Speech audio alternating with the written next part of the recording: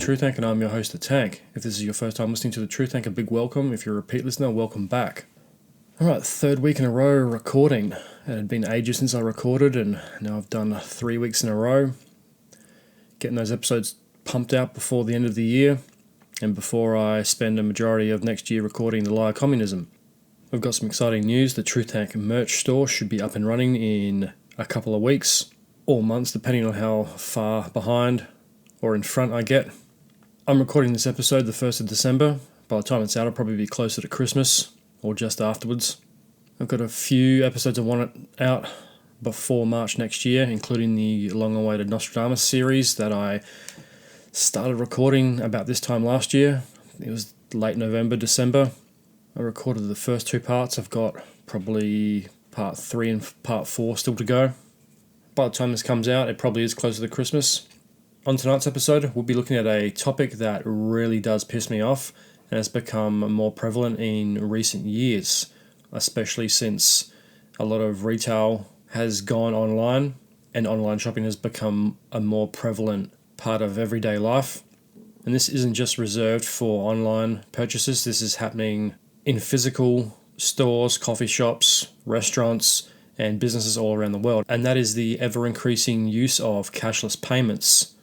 I find it really annoying, especially when surcharges are involved. There's different reasons why the world is going cashless. Some have to do with a recent medical event that happened around the globe. That's not medical misinformation. And by the way, YouTube, that's just fact. Besides the increase in online spending, germs, and a reduction in cash payments, there has to be something more behind why the entire planet seems to be going cashless. This is especially prevalent in Australia. It has been since the pandemic. And more businesses are favouring cashless payments over cash. Some sporting venues and restaurants are all cashless. This is especially annoying if you don't have a credit card or you don't want to use plastic money or digital payments. There's usually some type of catch when it comes to cashless venues. That's what we're going to be having a look at on tonight's episode, the Great Cashless Conspiracy. But before that, a few words from the tank about the upcoming Christmas season. So, Merry Christmas and a Happy New Year to everybody. I hope your Christmas goes well and everybody has a prosperous New Year. Before we get into tonight's show, I would like to express my gratitude. It's the end of the year. It's time to take stock of the year that's been and look ahead to the new year.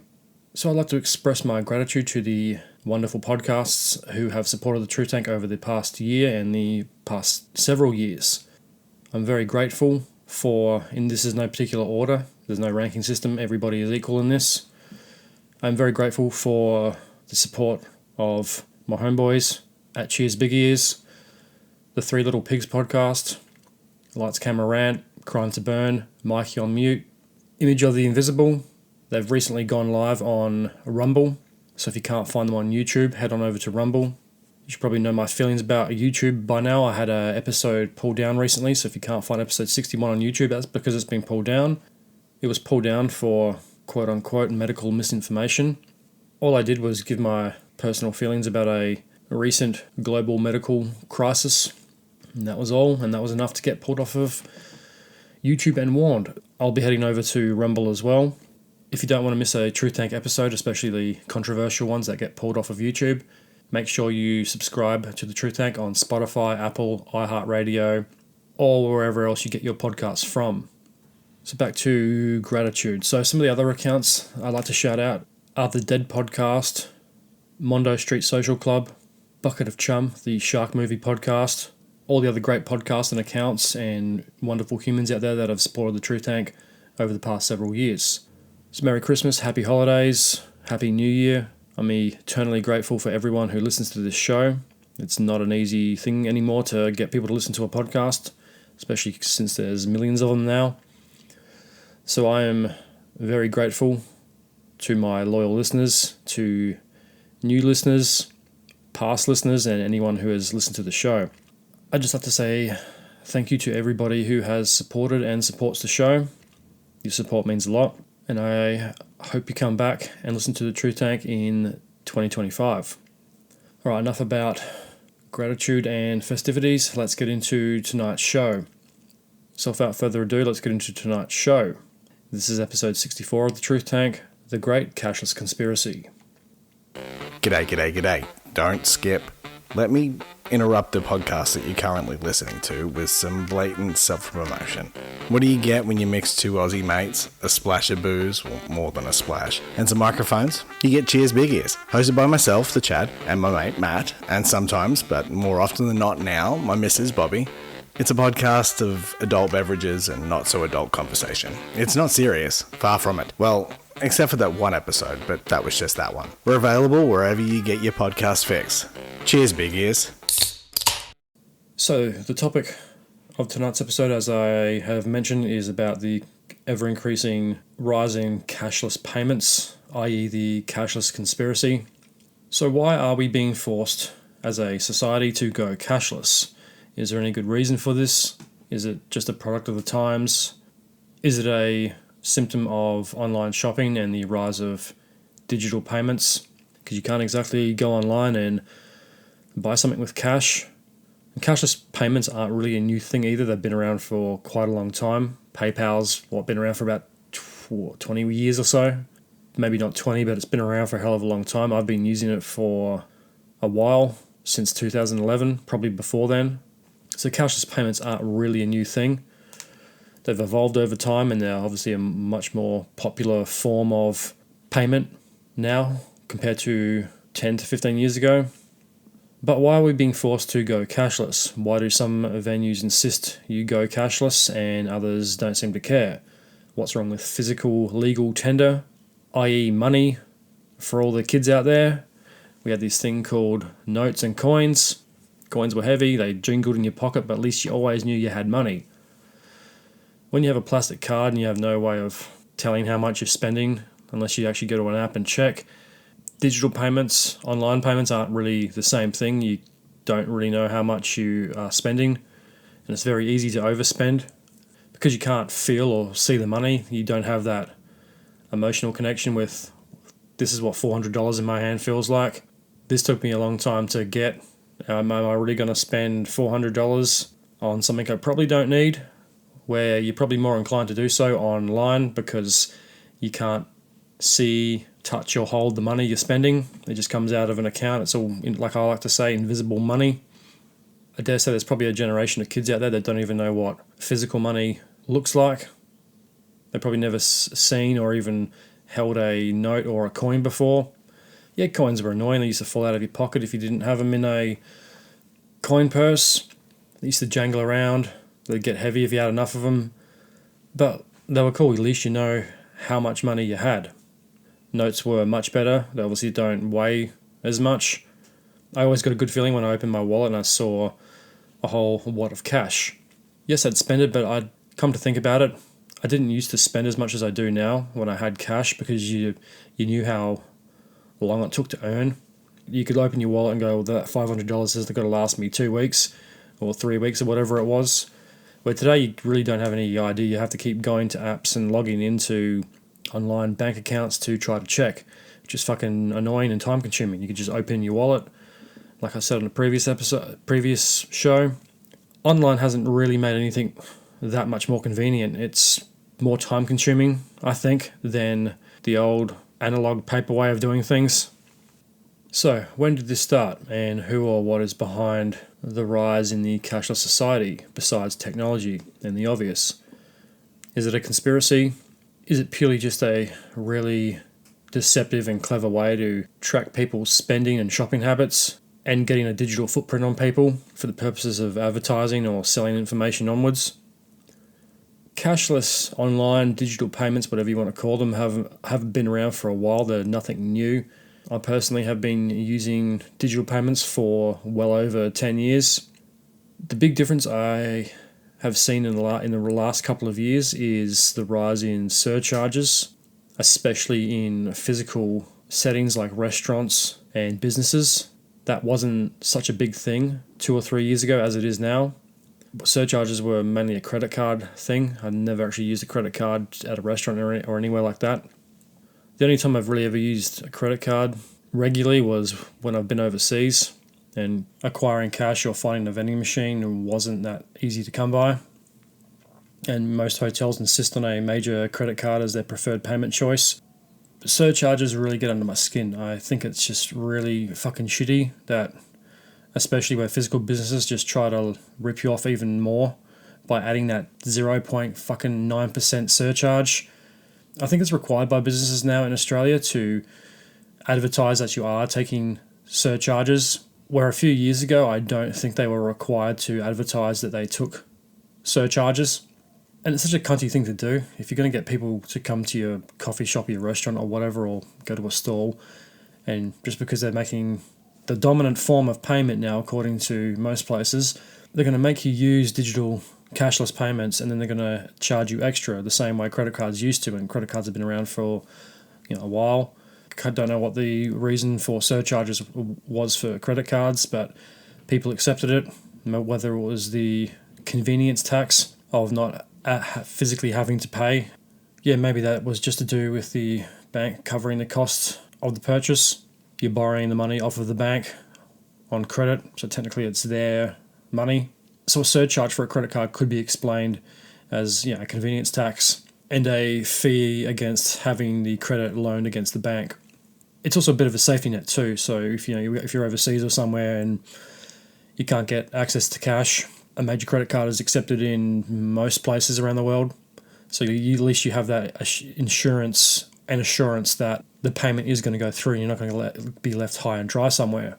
Surcharges for cashless payments, on the other hand, is just a very cunty move by businesses. It's a slap to the face, and I don't think you can really use the convenience tax argument because it's technically your money.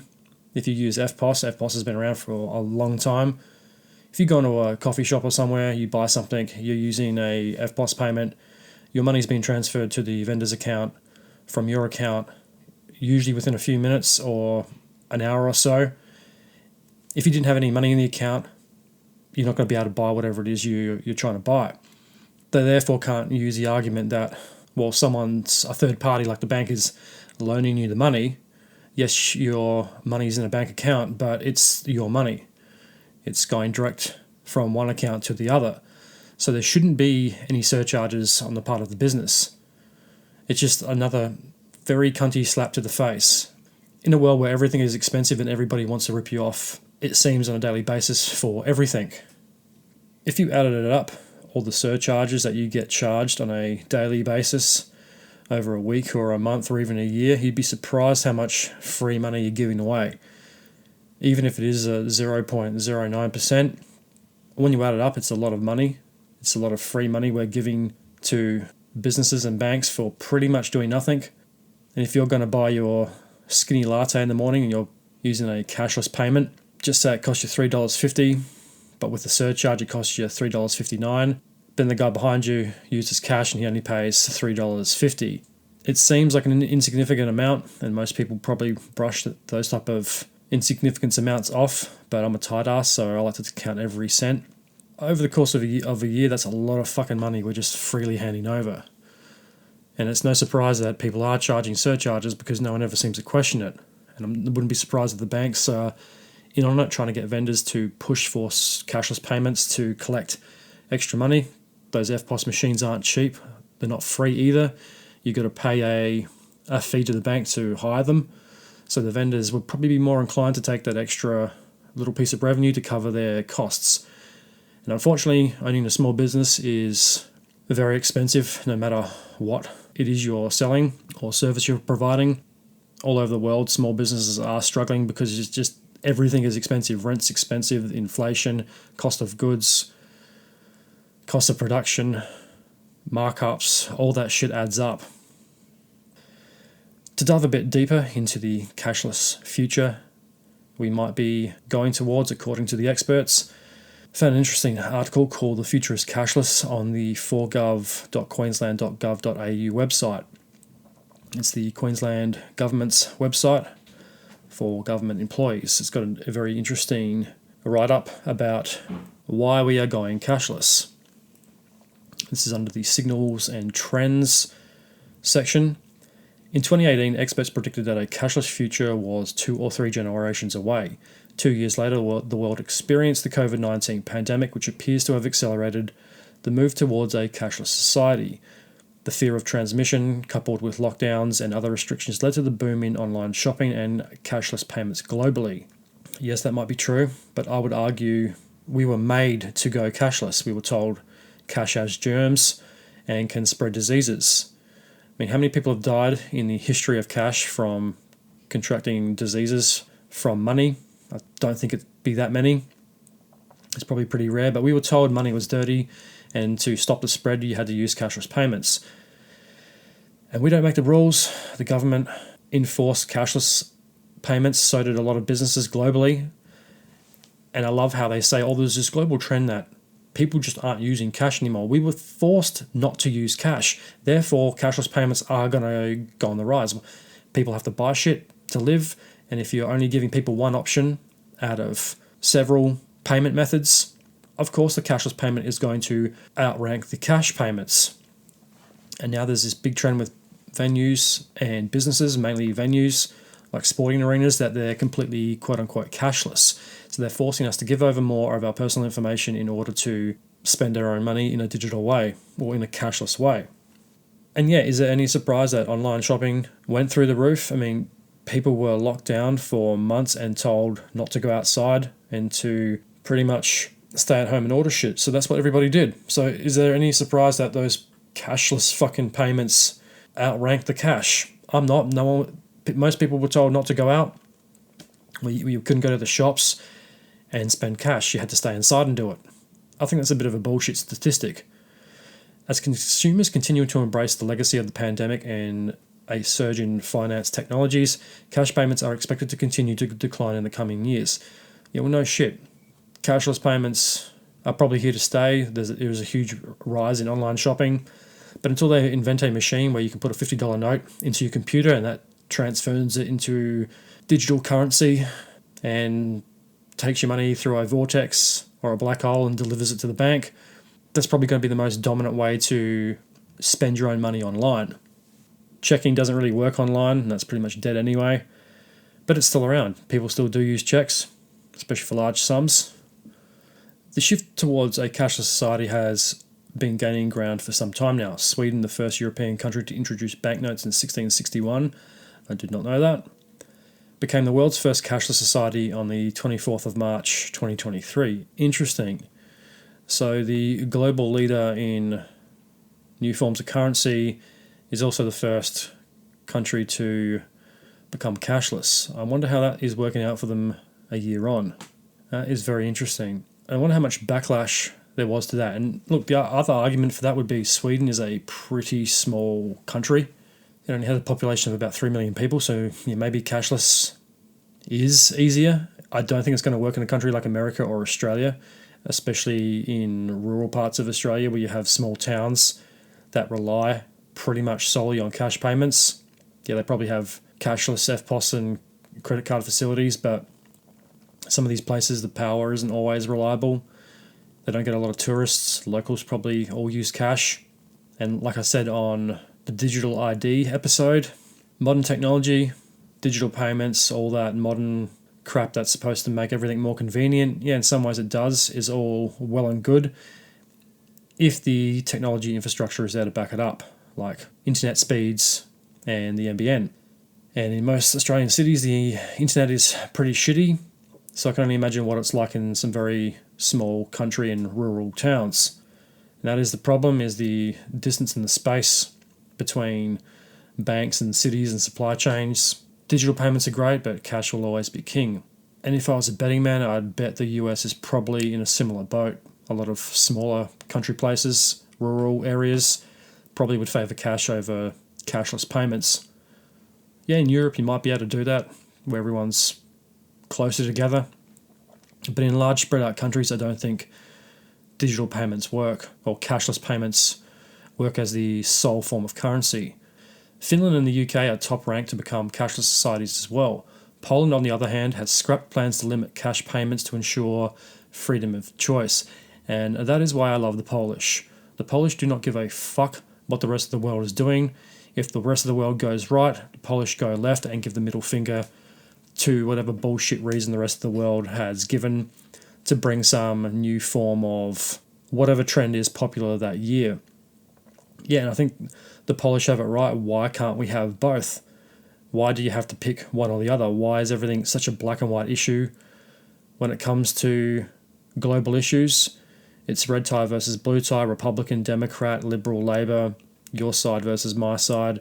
Why can't we have both? Unfortunately, the government in the world wants everybody to see everything in a black and white context, where I don't think that is remotely true. I think if you look hard enough, everything is in the grey zone, and I wish more people would look into the grey zone to see how bullshit the black and white argument really is. Why do you have to just get rid of cash in favour of cashless? Why can't we have both? And I think the Polish have it, that perfect balance. They've scrapped the plans to limit cash payments to ensure freedom of choice. Why isn't the rest of the world doing that? Why do I have to choose cash over cashless? And why isn't the rest of the world doing that? Yes, I don't use a lot of cash, but I'd say probably 98% of my payments are cashless, but I still am a very big supporter of cash, and I don't want it to go away. Especially for younger people, I think they need to be taught the value of money through cash. And it's funny about that, they don't teach you about cash or financial education at school, do they? They teach you have to get a job to make money, but they never tell you how to save it or how to spend it wisely. Almost like the system wants you to join the global hamster wheel and the rat race that really gets you nowhere in life. Get the job, get the house, get the car and the wife, and you can just work until you drop dead. What a great life. And that's another huge issue that doesn't get talked about enough when it comes to the cashless argument, is the freedom of choice issue. And going back to episode 61, it definitely looks like there's a global trend with governments and the powers that be to limit freedoms. Freedom of speech, freedom of expression, freedom of choice, freedom not to do something the government has told us to do. And I think that needs to be brought up more when talking about a cashless society, because I think especially young people are just too eager to just brush it off like, oh, it's just the way the future's going. Everything's cashless, get on board or you can fuck off. A lot of older people, especially the ones that I have talked to, don't want a cashless society because it's very difficult for them to use. They're obviously from a generation where they only had cash to use, unlike today's generation that is spoilt for choice. They have cash, they have cashless, digital, credit, whatever. Where a lot of the older generations just had pretty much cash. Generations after that, it was cash and credit. Especially the younger people are just too eager to brush it off as, well, that's just the way things are going. This is the internet effect. But I think they're also giving up their freedom of choice by doing so. I wish more people would just stop and think about what we're really trading in. Are we trading convenience for freedom? Very rarely is it the other way around. So I think we should all be like Poland and adopt the freedom of choice argument when it comes to talking about a cashless society.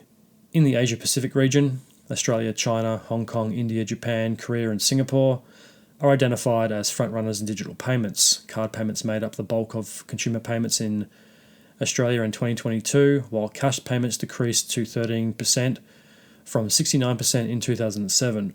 Probably should have used a smaller scale of time for that. I don't think that's very fair saying 2007 to 2022. 2007 on digital cashless payments weren't that common. Yes, they were around. Online platforms like eBay and Amazon have been around for ages and they've been pioneers for cashless payments for quite a while. I mean, eBay's been around since the late 90s.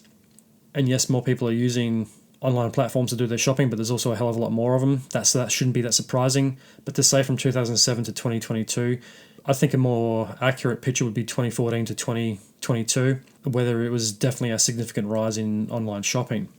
But once again, why can't we have both? Already some banks have scrapped over-the-counter cash transactions in some branches. That is fucking bullshit. I think if your bank does that, withdraw all your money and find a bank that does do cash, because what is a bank if you're not taking cash payments? Banks have always held physical money and now they don't even want to take the thing that they were set up to do. If you want to have a purely digital bank, make a new form of bank, a digital currency bank. But banks still need to hold physical cash. That's just a fucking bullshit argument. Once again, why can't you have both? Banks only hold about $25,000 in the vault. They don't have infinite amounts of money. If you want to take out huge sums, you have to call in advance so they can order it in. Banks have never really held as much money as most people think they have, so they can't say it's a storage issue or a demand issue. The other thing that is really annoying is when the government, quote unquote, bans people from taking out more than $10,000 a day. I think the Australian government did that a couple of years ago under the guise of it's stopping terrorism. People won't give money to terrorist organisations if they can't get $10,000 out. Well, that's just a fucking retarded argument. What happens if you're buying a car? And most people wanted to take the cash so they didn't have to pay surcharges and stuff. And it just seems like whatever payment becomes dominant, the government or the banks will come up with a reason to stop people from using it, so you have to use another method in order for them to collect their surcharges.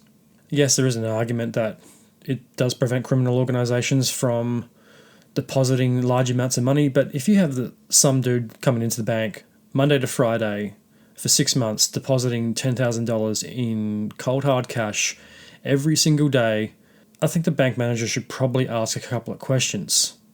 It should be pretty easy to track who is using money for illegal means or who is getting it via legal means, because most people aren't depositing that type of money. It's probably a very small percentage of the population, therefore it shouldn't be that hard to track on a large scale, and most people are taking out larger sums for the purchases of cars and big items. In other words, one-off purchases. Globally, there has been a rise in the development of alternative payment solutions such as digital wallets, prepaid cards, and cryptocurrencies. Jury's still out on the cryptocurrencies. Is that just the world's biggest scam, or is it an actual legitimate form of new currency? I'll leave that one for you to decide, because I don't know fucking shit about cryptocurrency. Central banks like the Reserve Bank of Australia and the European Central Bank are also actively researching digital currencies as a complement to cash. Yeah, is this just a product of the world going digital and everyone wanting to join the future? Why can't we have both? Public discourse. A cashless society offers a range of benefits such as convenience. It's always the fucking convenience argument whenever anything new is brought in by any type of central organisational structure. It's always the convenience argument. Do this thing or sign up for this thing, join this, because it's convenient, and your life will be so much easier as a result. A cashless society offers a range of benefits such as convenience, transparency, and stability. That is basically the same argument for Australia's digital ID, which I covered on a previous episode. It's always the same shit. But the article continues. However, there are concerns about financial exclusion, privacy, and security. Yep. There are a couple of the big issues that always follow convenience, transparency, and stability. It's funny about that. It's the same as digital ID. It has been suggested that disadvantaged groups are most likely to be disproportionately affected by the transition away from cash. This includes people with disabilities, undocumented workers, refugees, victims of abuse, and those who live in remote and regional areas. Yes, that's 100% true. If you're a wife on the run from a abusive partner and you can only get your hands on cash, maybe you have to go to a pawn shop and sell a few items, or someone loans you money. How are you supposed to do that when everything is digital and cashless? What if the abusive husband has the victim's bank and credit cards? You're basically left with nothing. And I think security is a massive issue. Another thing, what if there is a national or regional disaster or emergency, flooding, hurricanes, fires, natural disasters are on the rise? Usually the first thing that is affected is the power network. What happens when the power goes down? That powers the cashless society and all the payment options. You're left with good old-fashioned cash. Because I guarantee the FBOS machines and all those scanner things are the first things that are going to be affected. So that's another massive issue. It seems globally, nearly every country in the world is having some type of natural disaster on a pretty much annual basis. I don't think there's going to be too much cashless payments if an area is just flooded, like Spain. I mean, how are you supposed to take those payments when the power is down? That you can't just get rid of cash altogether. Yeah, refugees is another one. They don't have the bank or credit cards when they arrive at a new country. They have whatever they're carrying with them. That might be a couple of bucks. They might get a handout from a charity or a government service. I guarantee you that's in the form of cash. Remote and regional areas I touched upon earlier, and that one's pretty obvious. You're just away from the cities. Maybe the power isn't that reliable, and maybe just people have always used cash. Cash tends to cycle back around. Given digital payments rely on infrastructure, that's another one. This shit is great, but if the infrastructure isn't there to back it up, it is fucking useless, and it is time consuming and just frustrating to deal with. There are additional concerns about disruptions triggered by cyber attacks, power outages, natural disasters, and software upgrades. If you remember a few months ago to the Olympics, when that Google system went down, and it affected every business on planet Earth that used this Google security system, and it crashed a whole bunch of computers. The passport scanner things didn't work at the Paris Olympics, so people couldn't get in, and they only had a couple of days to get all this shit done before the game started. Supermarkets, petrol stations, businesses all over the world were affected by some flaw in a software upgrade. So it's pretty alarming when something as mundane as a software upgrade can do so much damage on a global scale. The other obvious one, cyber attacks, data breaches, which I covered on the last couple of shows. Across Australia, there have been numerous outages by businesses offering internet and mobile services, including Commonwealth Bank, the NAB, Optus, and Square. In 2022, Tasmania suffered a 6-hour internet outage after 2 of the 3 cables connecting the state to the mainland were taken offline. Interesting.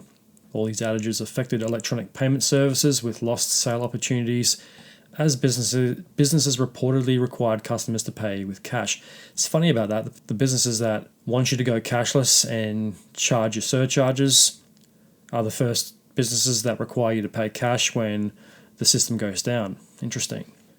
In a bid to protect citizens' access to the marketplace, some cities in the US, Philadelphia, San Francisco, New Jersey, and New York, have banned cashless stores. Fucking stroke of genius. Why don't they do this all over the world?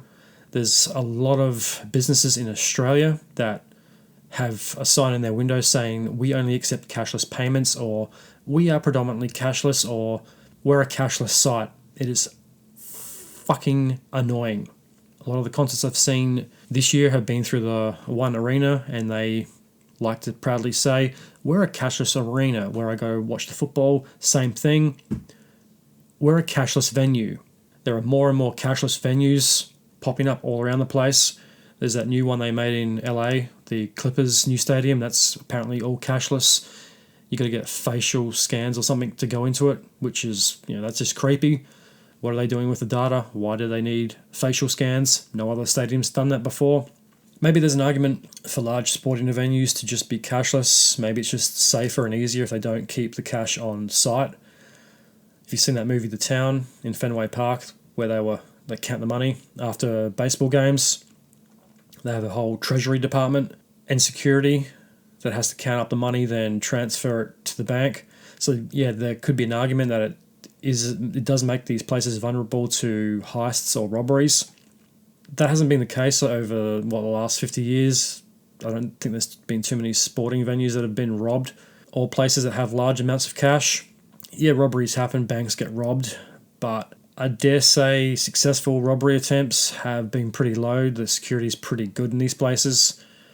There's lots of fail safes and technology, cameras, guards, all that stuff has come a long way since the days of John Dillinger. So I don't think that's a accurate argument anymore either. Just when was the last time the Staples Center got robbed? Or crypto, whatever the fuck it's called now. When was Madison Square Garden last robbed? So it's good that there are cities in the US that are banning cashless venues. I wish more places here did that. Governments are also modernising regulatory frameworks to address the risks posed by new digital payment services, improve customer protection and promote competition. The European Commission has proposed a revised Payment Services Directive and new Payment Services Regulation. to bring payments and the wider financial sector into the digital age. Yeah, that's all well and good. This is probably always going to happen. Finances were always going to go digital, but you can't just get rid of the old payment method in favor of the new. And that's kind of a similar argument with the renewable energies. We're not really at a point where we can just go completely green without weaning ourselves off of oil. Especially when it comes to cars, the technology just isn't quite there to have 100% reliable electric vehicles and renewables. I mean, there's a whole issue with, well, according to who you want to listen to, with renewable energy. Solar's great, but it's hard to capture the heat from the solar, and that's only works if you have heaps of sun. There's lots of maintenance to those things. And this seems like this is a kind of a similar thing. Nothing in the world is ever simple or easy anymore. There's always multiple things that are factored into just what appears to be a simple debate or switchover of currencies. There's always a lot more going on behind the scenes than most people realize. The other real issue is the online scams. A lot of older people are very wary of online shopping due to the risk of scams and having your data stolen. So these are legitimate fears. It's good the government is trying to get on top of digital cashless payments, but I still think we're in the early days yet, and it's not really moving fast enough. The digital payments are moving quicker than the government regulations, and I think protection and security needs to be the top priority when looking at any type of new form of currency or anything. In Australia, the government is updating the Payment Systems Regulation Act 1998. That is a bit out of date. To address risks posed by new digital payment services, protect consumers, promote competition, and spur innovation. The proposed amendments will subject new and emerging payment systems such as digital wallet service providers like Apple Pay and Google Pay to the same oversight as traditional credit and debit cards. Yeah, that's a great idea. Because whenever technology companies come out with a new service, especially anything related to payment, it's going to favour them, and they'll try to figure out some loopholes so they can make as much money out of it as possible. I personally don't trust anything new that comes out, really. I think it needs to be trialled and tested before it can get the stamp of approval. I would never trust an Apple or a Google Pay over a debit card or cash. Don't care how fucking convenient or easy it makes your life. I just don't think it's worth the risk. And we've also seen those wankers with the Apple Watches trying to pay for something. It's always funny when that stuff doesn't work. I just skim over the Queensland perspectives section. In April 2023, the government of Queensland launched a new digital economy strategy and action plan with 3 core focus areas: digital market, digital consumer, and digital government. As part of the strategy, the government will invest $200 million to grow the state's digital economy and improve digital connectivity throughout Queensland. This includes providing better digital infrastructure and regional communities in improving access to digital technology. That's a step in the right direction. You got to upgrade the infrastructure, as I always say, before any of this shit can be reliable.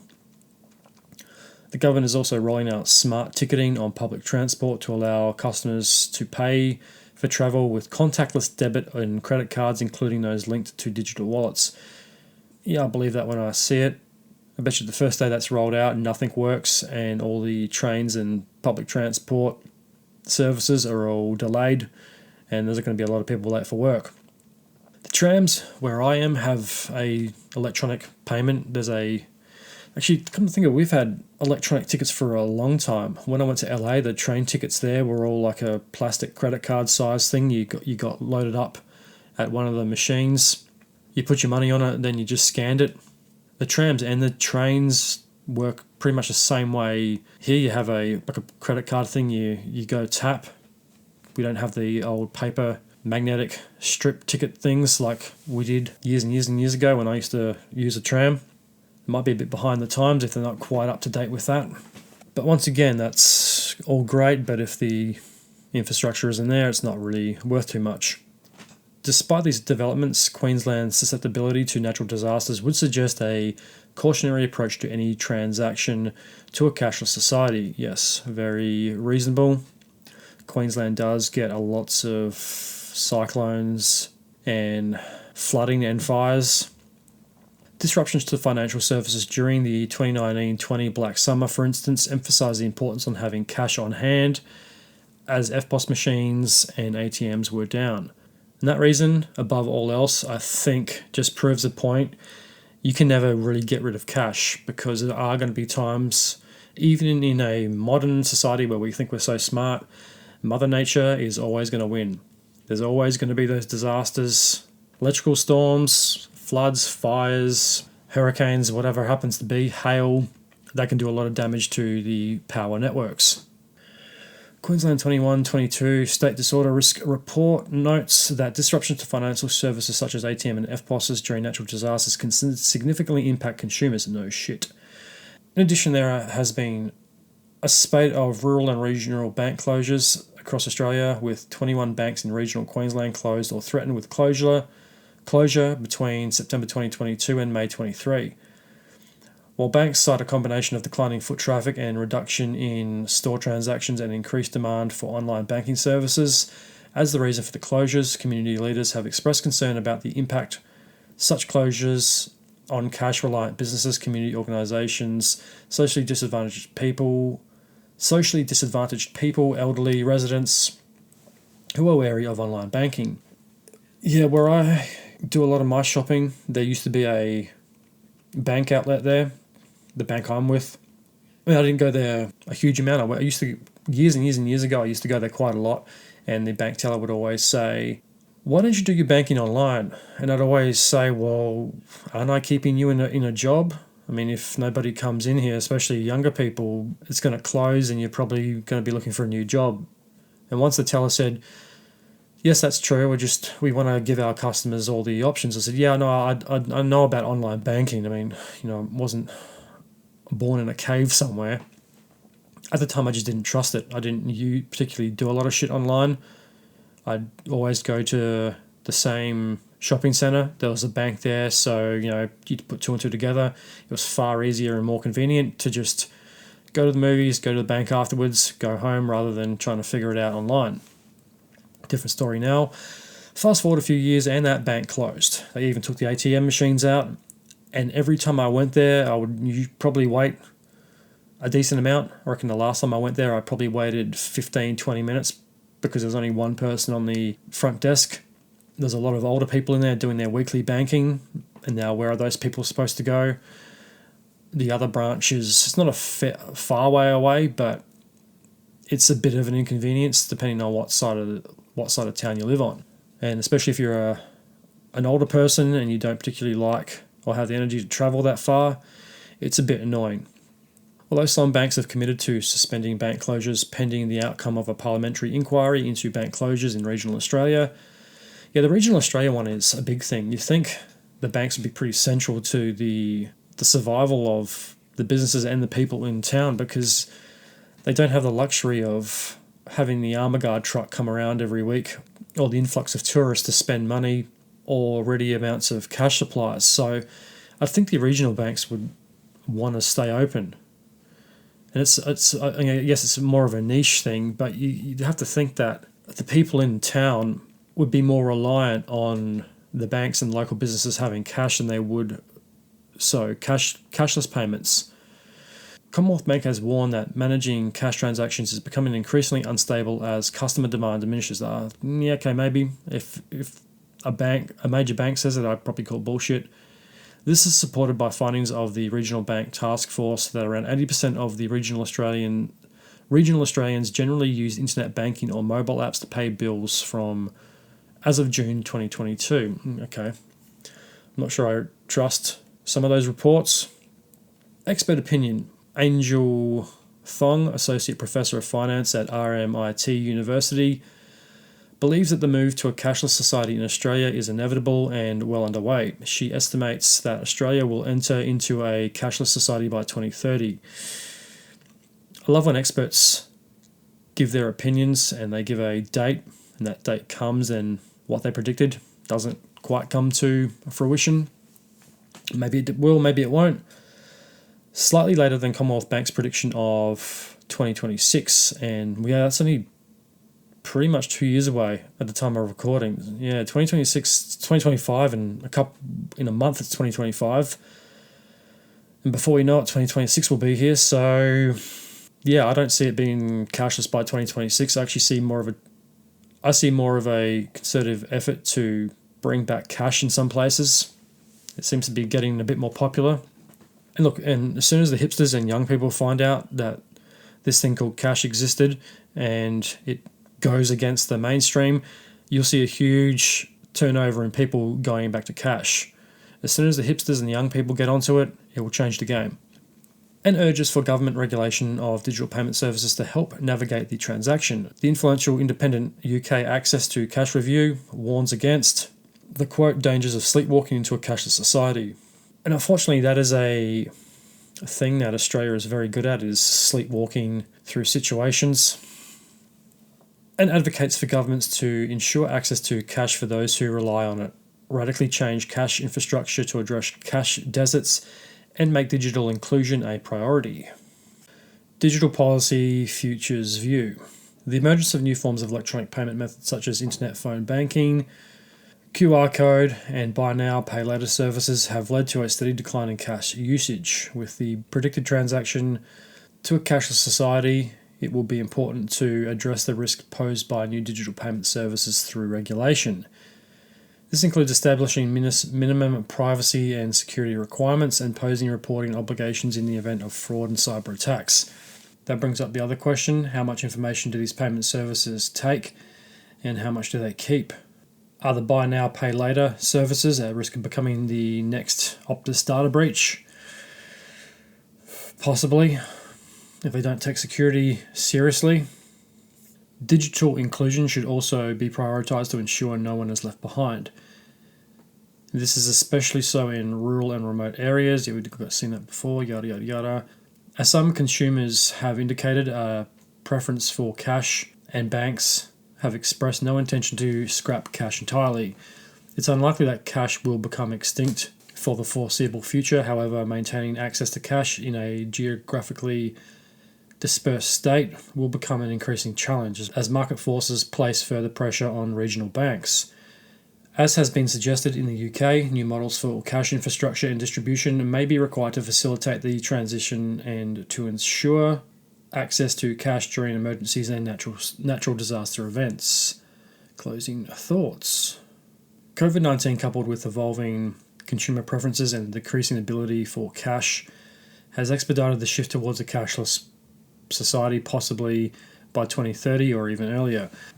Once again, I'll say we never had a choice. It's not like everybody in the world got a vote to decide whether they wanted to go cashless or stay with cash, or have a mixture of the two. This cashless shit was more or less forced upon everybody, first through the emergence of online shopping, but then later by governments and businesses.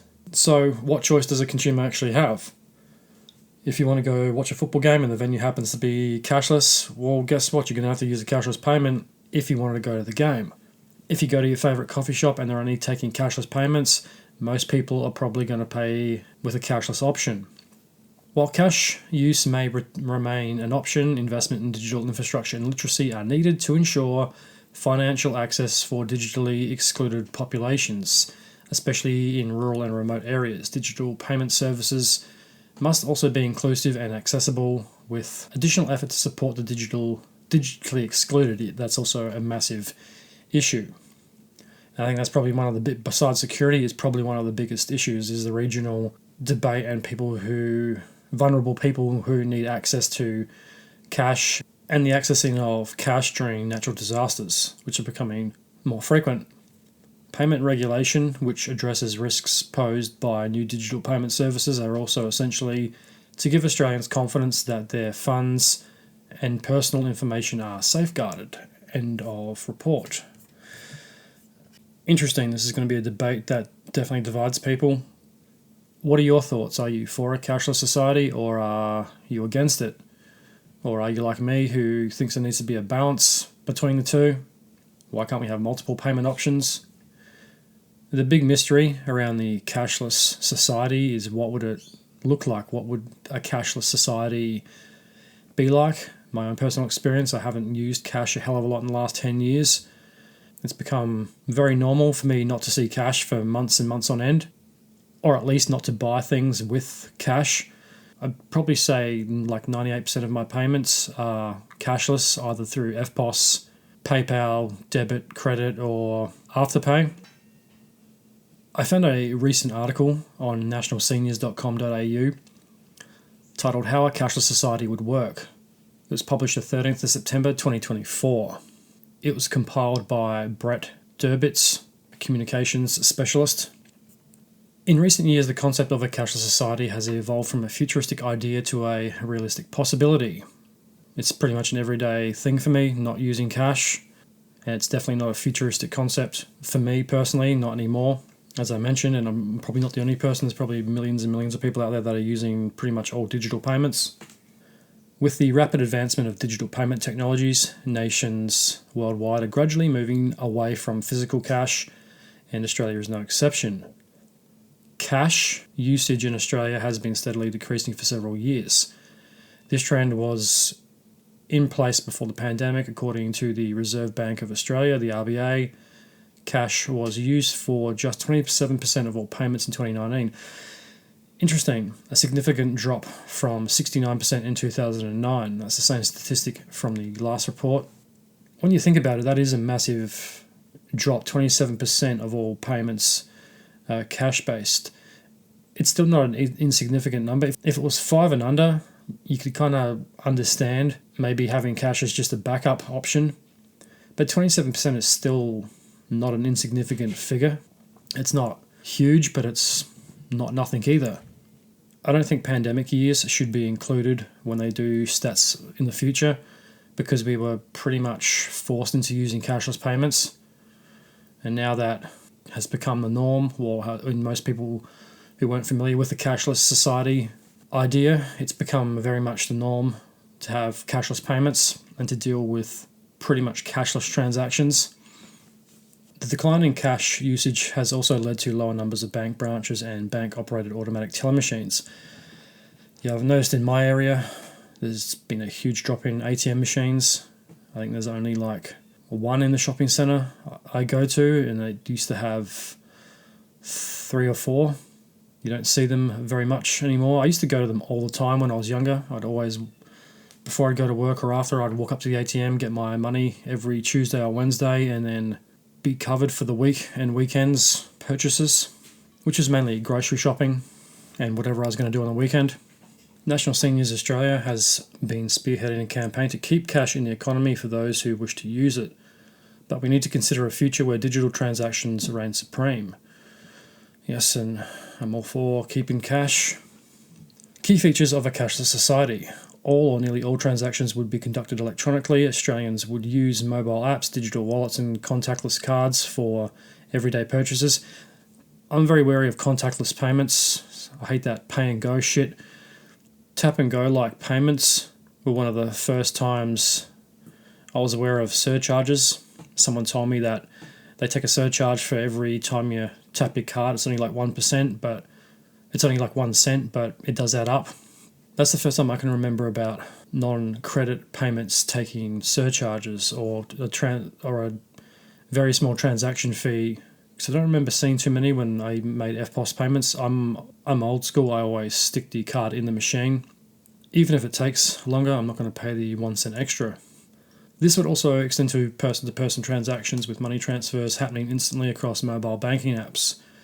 Banks and financial institutions would operate almost entirely online. Branches would become even less common, with customer service shifting to virtual channels. Yeah, we've all seen those pop-up chatbot things that are annoying as shit and only understand binary questioning. That's something that really needs to go back to the way it was, is the customer service. You need to talk to a real person. Machines just don't get it. They only understand things in ones and zeros. I hate dealing with those machines. As soon as you make one mistake, it just cannot compute, where a person can kind of see what you're trying to say. Financial services, including loans, investments, and insurance, would be managed through digital platforms. I'm not sure I would trust insurance, investment, or loans, especially loans being conducted through digital platforms. I mean, you could potentially lose everything through data breaches. I think that should be an exclusive in-branch service, is loans and insurance.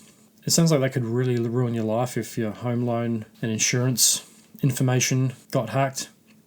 Government payments such as pensioners, welfare benefits and tax refunds would be transferred directly into bank accounts or digital wallets. Yeah, I'm not sure I want the taxation information going completely digital either. I know you pretty much do it all online anyway, and you have for a while, but yeah, I think security needs to be beefed up before everything goes completely online. I don't want it to go online full stop, but it looks like it's pretty much inevitable and it's going to happen. Taxation could become more streamlined with digital records, making it easier for the government to track income and spending, potentially reducing tax evasion. I like how they say it's potentially reducing tax evasion, where it's just another way for the government to keep tabs on you. Like I said before, all this electronic payment stuff it's very convenient and it's great when it works, but it can also be used to track people, keep tabs on them, and create a digital profile of their shopping and spending habits. And yes, they say, it will reduce tax evasion. Will it? Because if it's through a government service, which the taxation office is, I doubt it's going to be a smoothly operated system. As cash becomes obsolete, the need for ATMs and cash handling services would diminish. Retailers would no longer need to manage cash registers or transport money to banks, reducing costs associated with cash handling. And also there goes all those jobs. But you still need cash. There's still going to be businesses that use cash. What if you go to like a local market? You can't expect everything to be an electronic payment. I probably wouldn't trust that either.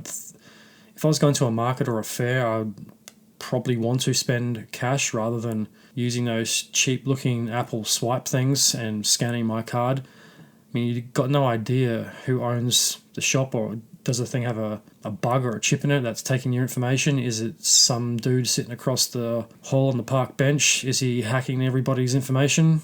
Who the fuck knows? While a cashless society offers convenience, it also raises concerns about privacy and security.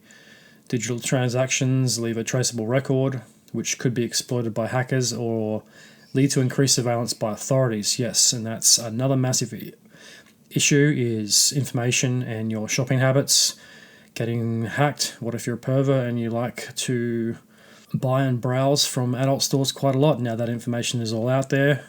That could be embarrassing for some people. Imagine if that was a prime minister and that got leaked to the press, or a president. It'd be pretty funny, but also very embarrassing and potentially very character compromising. Even though there's nothing wrong with it, I could see that being used for nefarious means. Same goes for the surveillance by authorities. We have already given the government way too much information as it is. They don't need to know where we shop, what we like to buy, and when we buy it. There's some things that need to remain private, otherwise we might as well hand everything over to the government and the state. Then we might as well just live in a Orwellian totalitarian dictatorship. The government does not need that much information about its citizens, and we should stop giving it to them. Australians would need to be vigilant about cybersecurity and data protection in a fully digital economy. And that's the issue. Yes, they keep claiming the digital world makes everything convenient and these payments are going to be quick and easy, convenience, speed and all this shit, but they're not entirely safe. And there's always this risk of them getting hacked or whatever. And now that responsibility falls back onto the consumer and everyday people to try and protect their information, even though we have to. I suppose we don't have to use these systems, but if you go to most places now, they insist on cashless payments. So if you just want to do things easily and quickly, you're going to have to get on the system. These systems you buy through, the businesses and stuff, aren't 100% secure. They probably don't care I have the money or want to put the money into cybersecurity, so therefore the blame gets shifted back to the customer when data breaches occur. The government wants us to give us all this information. They want us to have digital ID and all this other shit, yet they can't guarantee the safety of the information. And it's not so much a question of if it gets hacked, it's when it gets hacked and gets breached, that information is gone and it's out there, and the person who's had the information stolen is left high and dry, and the government, the business, wherever that information was lost, will just wash their hands of it and move on. They've already got your information, they got your money, they don't care. A significant concern in a cashless society is the impact on vulnerable populations. We've seen that in the previous report. Next one. In a cashless society, consumers' behaviour could change significantly. Australians might find it easier to spend money when it's not in physical form. Yes, and I think that's 100% true, because I haven't noticed, I've known this for a long time. I spend a hell of a lot more money online than I ever did with physical cash. And yes, businesses will probably love that, because people aren't taking into account how much they spend, nor are they noticing. They're just adding to carts, clicking to buy, and worrying about the cost later. With the rise of Afterpay and pay-as-you-go services, it's becoming very easy to do and all too common, leading to higher consumption and potentially increased personal debt. Also very true.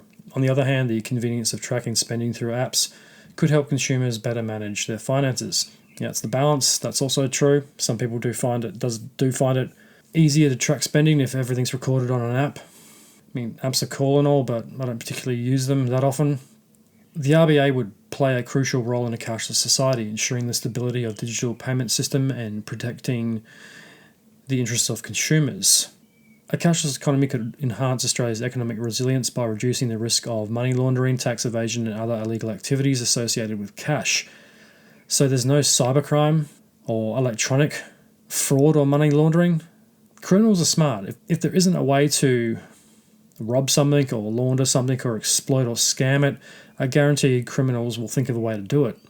Even if that way doesn't exist right now, yes, people laundered money, people robbed it. There was financial scams, telephone scams, stock exchange scams. That was all done with cash in an analog system. The same shit has happened in digital systems. I don't think the scams are any different from cash to digital. I think they're just more or less the digitalised form of the analog scam. And where there's a will, there's a way. And I don't think it's going to stop.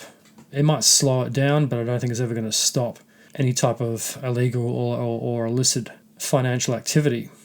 Mega corporations and businesses have been doing this for years. They'll just hide all their dirty money through luxury apartment building, which has been going on for a long time. All around the world, well, in the Western world anyway, they're building luxury apartments. No one ever seems to live in them. They're all owned by some dodgy sounding company. They get built. They stay vacant for a long time. There's a theory that corporations hide their money through big building projects. Depending on what it is, there's probably some type of tax incentive or tax break, or maybe you pay a higher tax bracket, and that's a way to lower how much you pay back in the end of the year. I don't know how it works. Financial scams are very sophisticated and they're very sneaky. It usually takes a long time for the authorities or anyone else to catch on, because those people who are really good at finances, especially financial scams, understand financial shit a lot better than the rest of us. I, for one, don't. As you could probably tell by this show, I don't have a fucking clue when it comes to finances. However, it also introduces new risks such as cybersecurity threats and a potential for system failures. Yes, we've seen that play out many times already, which could disrupt the economy. Robust infrastructure and regulatory frameworks would be essential to migrate these risks. The advent of a cashless society would offer both benefits and challenges for Australia. As the landscape of money continues to evolve, it is crucial for policymakers, businesses, and individuals to stay informed and prepared for the changes ahead. Interesting. That was a very interesting article on nationalseniors.com.au.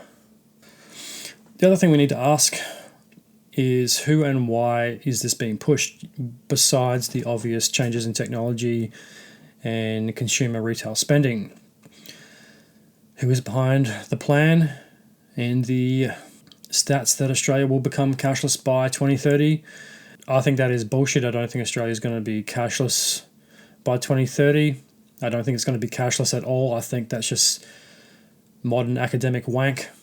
The vulnerable and regional communities will probably stop most societies from being 100% cashless, depending on what country you're living in.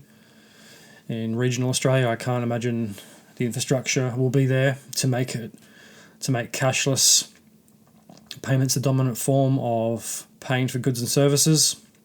And the risk of natural disaster in countries like Australia is just too great. There's always going to be something that happens: flooding, fire, earthquake, cyclone. There's going to be something that happens that is going to make everybody use cash again. I think the 2026 and the 2030, 2026 is definitely off the table. I think that's complete bullshit. I don't think 2030, that's not that far away either. I don't think 2030 Australia is going to be a cashless society. I think that's completely bullshit. And I think we need to follow Poland and parts of the US and ban purely cashless venues. I think it's just fucking stupid, despite what the experts say. The more conspiratorial side of me thinks that there's probably something else behind it. Is it the powers that be? Do they make these kind of decisions at the Davos and Bilderberg meetings?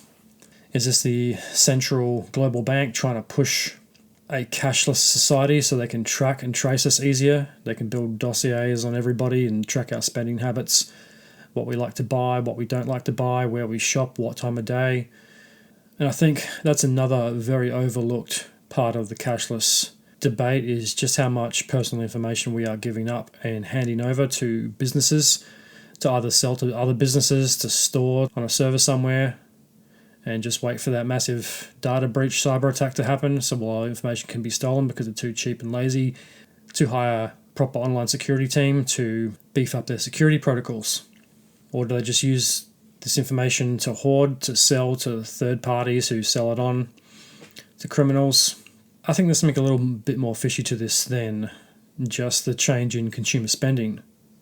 One of the big reasons why I don't think countries like the US or Australia will ever go truly cashless are local community events run by small community and volunteer-based organisations.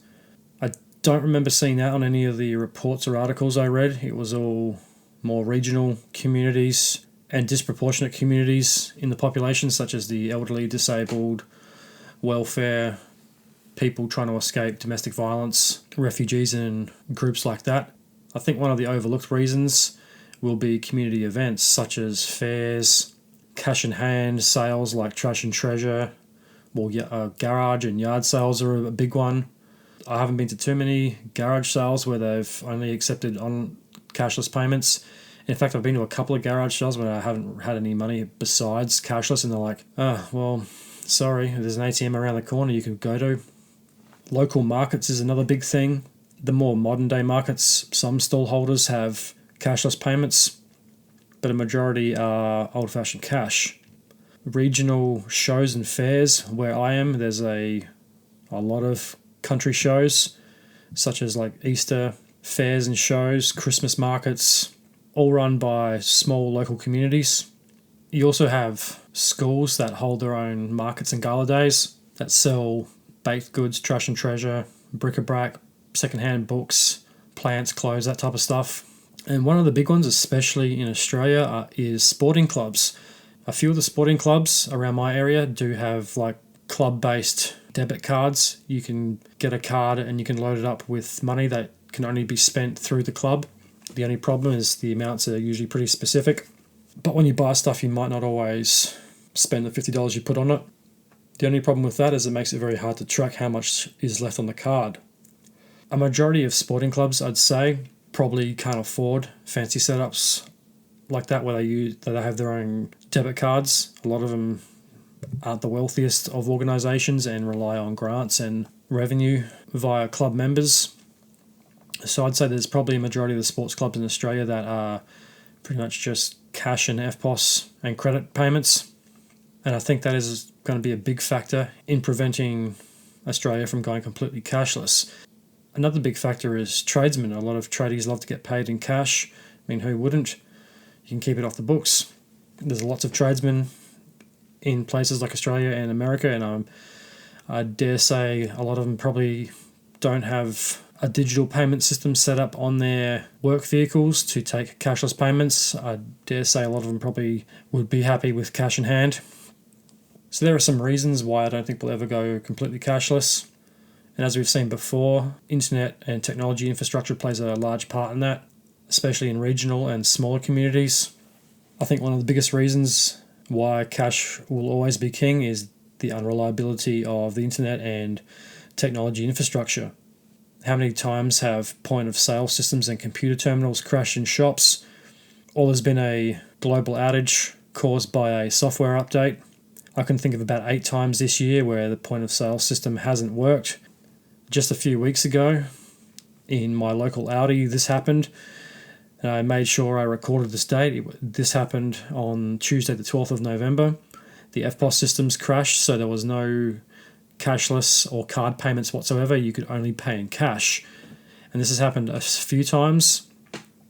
I went back on Thursday and someone in front of me asked, were the payment machines working again? The girl serving said, yes, everything's working fine again, and we haven't had any more issues. And this is supposed to be the day and age where everybody uses cashless payments. And this has happened a couple of times in the last few weeks. Maybe it's a software issue. Maybe it's infrastructure, who knows. But it's funny about that. They want to get rid of cash, but every couple of months the world is reminded why cash will always be king.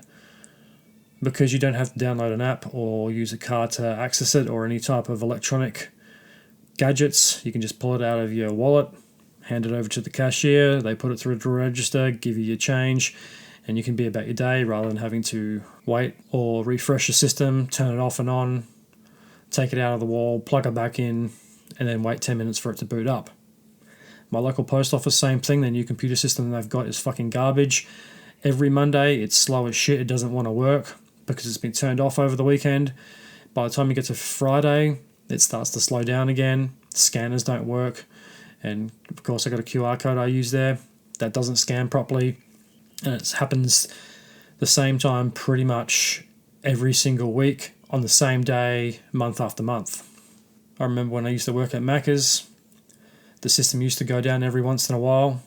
You could only take cash payments, which means you were on the desk with the pen and paper trying to add everything up. And the other factor, obviously, is Mother Nature. Severe storms knock out the power system, then everything goes back to cash payments. So until the power and the internet infrastructure has been upgraded considerably and can be guaranteed that it won't run into any more issues and power outages and crashes won't happen, I don't see cash going anywhere anytime soon. Going back to the who and why this is being pushed, I really do find the hygiene and germ excuse really interesting. Is there a real threat of catching diseases from banknotes and coins? Or is that just the government trying to scare the shit out of everybody?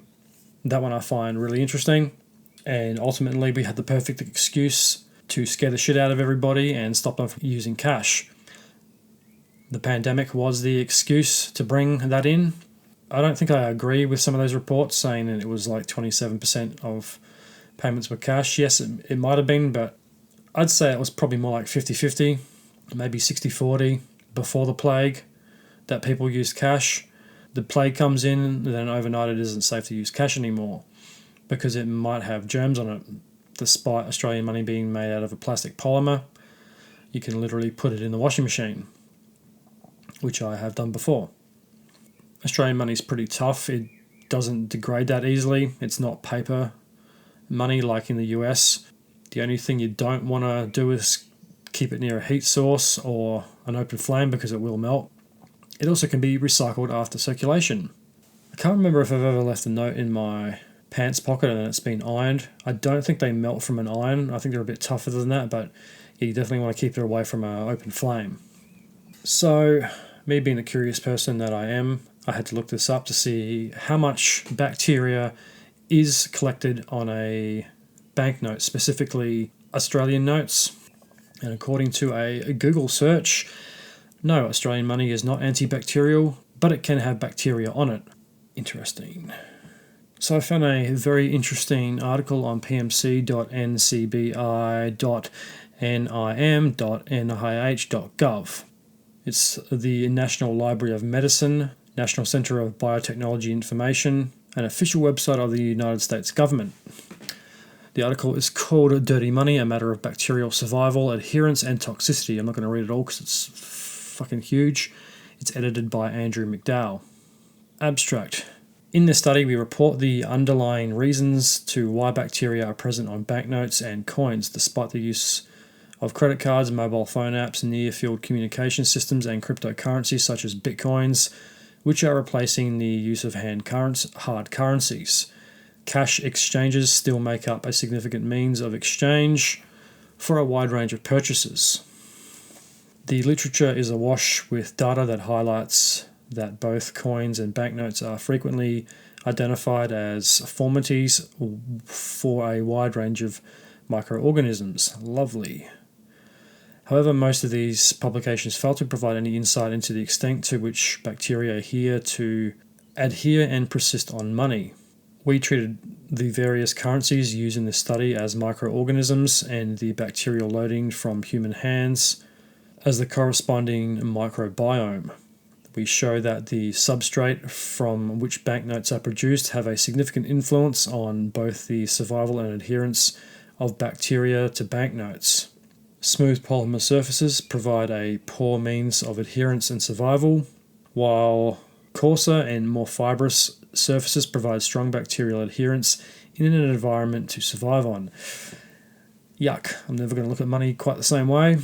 Coins were found to be strongly inhibitory to bacteria, with a relatively rapid decline in survival on almost all coin surfaces tested. You can always wash coins. I know I've done that before. Stick them in some hot water with some soap. Give them a quick scrub, dry them off, and they're good to go. The inhibitory influence of coins was demonstrated through the use of antimicrobial discs made from coins. Despite the toxic effects of coins on many bacteria, bacteria do have the ability to adapt to the presence of coins in their environment, which goes some way to explain the presence of low levels of bacteria on coins in circulation. I'm just going to read the results and discussion part. This is in section 3.1, bacterial survival and adherence to banknotes. Past research shows that the bacterial loading on banknotes is different with regards to the substrate the notes are made out of, with a noticeable lower bacterial content on polymer banknotes compared to cotton-based banknotes. In order to investigate why there is a difference in the bacterial loading based on banknote substrate, we initially investigated the survival of bacteria on both cotton and polymer banknotes. Bacterial survival on polymer notes was much reduced compared to the survival on cotton. The bacterial loading on the cotton notes remained relatively steady for the first 15 days. Ugh, yuck. So the bacteria lasts 15 days. Maybe someone needs to make a ultraviolet light banknote cleaner. You stick on your dresser, you put your notes in it, and it cleans it for you. After which there was only a minor drop-off in bacterial number over the following week. Yuck, that's disgusting. The bacterial loading on the polymer notes, however, steadily dropped by almost 5 orders of magnitude over the first week, with another 10-fold decrease in the second. Results show the bacteria survive better on cotton notes than polymer. Another point of differentiation with regards to bacterial loading, as found on banknotes in circulation, could be to what extent bacteria adhere to the various substrate banknotes are made of. For this part, we extended the range of available note substrates, microorganisms. Notes were introduced in the same manner as before, and following overnight drying in bacteria that were dislodged from the banknotes after a series of subsequent washings in saline buffer were monitored. A relatively rapid decline in bacterial numbers over subsequent washings was taken as a sign of poor adherence of bacteria to the substrate, while the relatively slow decline in bacterial numbers was taken as a sign of resilient adherence to that substrate. Bacteria were readily washed off the polymer banknotes, Australian dollar, after 10 washings, while the wishy-style paper banknotes, Japanese yen, retained over 50% of bacteria after 30 washings. Fucking yuck. So even polymer notes take 10 washings to get clean, and Japanese yen paper-style banknotes, 30 washings, and it's still got 50% of the bacteria. Oh, yuck. Won't be touching Japanese money anytime soon. Cotton-based notes, Chinese yen, retained roughly 40% of bacteria after 30 washings, while the cotton linen blended notes, US dollars, saw a gradual decrease to 0 in bacteria adhering to the notes over 30 washes. So, polymer is the way to go if you want clean money. The microorganisms are represented by the different note substrates, have varying physical differences. Micro photographs of different substrate clearly show a very smooth surface for the plastic polymer banknotes, while the three remaining note substrates are obviously fibrous, of varying length, width, and composition. The combination of a smooth surface and the hydrophilic nature of the plastic banknotes are likely to be a factor in the poor adherence of bacteria to the polymer banknotes. The cotton linen blend, cotton and paper substrates are all of the cellulose nature, which has a much greater hydrophilic nature than plastic polymers, thereby providing more moisture to potentially facilitate adherence. The fibrous nature of the cellulose banknote substrates is most likely to be of the greatest determining factor with regards to providing microcosms to which bacteria can adhere. The complexity of the three-dimensional matrix of the fibrous substrate appears to be a determining factor that supports strong adherence, i.e. cotton and washi-style papers based substrates compared to coarser fibers, cotton linen. Interesting and gross. Not going to lie, but after reading that kind of makes me want to go cashless to a point. That is pretty gross. Back to what I was saying about who's pushing the cashless agenda. So who stands to benefit the most from a cashless society besides the government? Because they can track you easier and build a profile on all your purchases. If I was a betting man, I would wager that the banks and financial institutions would probably benefit the most, and big business. Is the combination of banks, financial institutions, big business, and possibly even the government pushing this on people for financial gain, or is it control over population, data collection? You can make the argument that control seems to be a big factor. It's very easy to try to get people to buy something, especially when you don't have that physical connection with currency anymore. We've all been on eBay and looked for something, or we've searched for something online, and then all of a sudden we're seeing ads for it over and over and over again. I think this is a similar thing. If there's a database on what people like to buy, where they shop, what times, how much they shop, it makes targeting advertisement to consumers a lot easier. It's also a lot easier to drive sales over to you. I mean, if I ever see ads for shoe sales, I'm definitely clicking because I am a sneaker fiend. So it really wouldn't be that hard to do. I think I've brought probably close to 10 pairs of shoes in the last 5 months that were on sale, and some of them I've seen through targeted ads through Instagram and places like that. So if I'm affected by it, I dare say a lot of other people are as well. Could there be any other factors that are pushing a cashless society? In order to find that out, I found an interesting article on pwc.com titled "A Cashless World is in Plain Sight." There are pros and cons to a cashless world. Here are 3 steps to make it work. And this is more so the pro side of having a cashless society. I'm all about balance on this show, so I can't have one side of the argument and not the other. In 3 short months, we went from using cash to not using cash. This is quite a statement given how many predictions have been made about the demise of cash. Whether we get to a cashless or less cash society remains to be seen. I think a less cash society is probably more realistic than a totally cashless society. And yeah, like once again, why can't we have both? Why can't we have a combination of 2? Why do we always have to pick a side?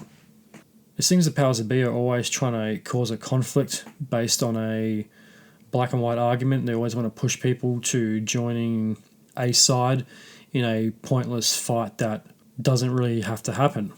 Let's just have both and everyone can be happy. But we can all agree that payment preferences as well as the systems to handle them have changed. The acceleration towards digital payments will create new opportunities for entire payment ecosystems, including banks, but it will expose weaknesses for those not prepared to adapt to it. The COVID-19 pandemic reinforced an already growing shift to digital payments and likely drove a 3 to 5 year acceleration in their use. PwC consumer research shows that online purchases have increased from 33 to 45% since the start of the outbreak. Interesting, that's really not as high as I thought it would be. It's just over 10%. So why all the fuss? And once again, that comes back to we didn't have any choice. We were told not to use cash to stop the spread and use cashless payments. So it's not like everyone on earth just one day decided, oh, let's just make cashless payments the dominant form of payment. We were told not to. I'm sure there were millions of people around the world that were in the lines of supermarkets and chemists and all the businesses that we use on a daily basis that had cash in their pocket that were told when they got to the counter, sorry, in order to stop the spread, it's safer to go cashless. Furthermore, over 90% of consumers are likely to continue using e-commerce channels after COVID-19 subsides, indicating a change in online and in-store purchasing habits. That means the pandemic has done what the industry has been striving for, make digital payments the number one choice for consumers. However, given that 1/3 of personal spending is still done with cash or check, there's still a substantial conversion underway. We estimate a $60 billion revenue capture for the payment ecosystem. But the impact is larger. We believe the opportunity extends beyond the basic mechanics of payment transaction. Call this the indirect opportunity. Digital payments are convenient, they're more secure, debatable. More importantly, digital payments can also be an entry point into the financial system for cash management functions, yada, yada, yada. We've seen this before. While the benefits of payment innovation might be clear, there are social costs on going cashless because economically disadvantaged populations often rely on cash. Similar to the Queensland government article I read, even cash-heavy verticals have seen a shift from cash to digital. To capitalise on these, payment processors, merchant acquirers and banks should connect the increasing customer demand for new payment choices with the growing number of merchants seeking a digital-first approach. For example, merchant acquirers that typically rely on scale for their sales approach likely need to ramp up on the increasingly popular integrated payment solutions. These solutions combine traditional POS, point-of-sale capabilities with industry-specific demands across payment processing, loyalty, payroll, and other business management capabilities for both online and in-store activities. For merchants such as restaurants, the shift to in-store dining to online and mobile ordering has increased the desire for integrated POS solutions that bundle menus, ordering, loyalty, and different payment options. The surge in digital payment volume will also reinforce the role of banks in the payment ecosystem, while payment companies, particularly fintechs with modern platforms, were already well positioned to address the shift to digital payments. Banks, as the traditional incumbents, should adapt their technical capabilities to keep pace. Incumbent banks process about half of US payment volumes. They face the challenge of modernizing their payment products and software to meet new merchant and consumer needs, or risk losing share to payment companies or new market entrants. Interesting. That's one side of it I'd never really thought of. The banks actually have a lot more to lose. So maybe the banks aren't trying to push a cashless society and they're struggling to keep up like everybody else. Because 10 years ago, Afterpay didn't exist, and I dare say more apps and services like that will come online in future to make payment and processing much more user-friendly, which will leave the banks in the dark. And I bet you the banks fucking hate Afterpay and the on pay-as-you-go services because nobody's taking out credit cards anymore. Why would you take out a credit card where you have an interest-free repayment system from Afterpay? Yes, Afterpay does. You have to have a credit card attached to it, or you have to have it attached to your bank account. So the banks are still involved in the process. But $600 you can borrow through them and then pay off in smaller chunks through a credit card or account or whatever is far more cost effective than $50, than paying off $50 or $600 through a credit card. Very interesting. Simultaneously, the shift to digital ordering and payments has opened customers' eyes to new conveniences. Many consumers expand their aha moment even though no cash had changed hands. Ordering and payment became a single activity. For transfer payments, funds were available in customer bank accounts in real time.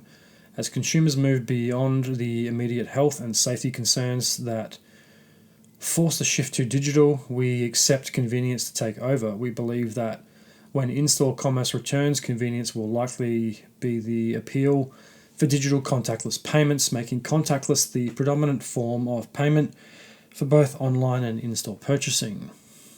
3 steps for banks to prepare for a cashless world. 1. Invest in integrated payment solutions to help meet merchants' digital-first needs. Merchant acquirers and incumbent banks should look to capitalize on an upgrade cycle from legacy to integrated POS solutions that's underpinned by the shift to digital payments.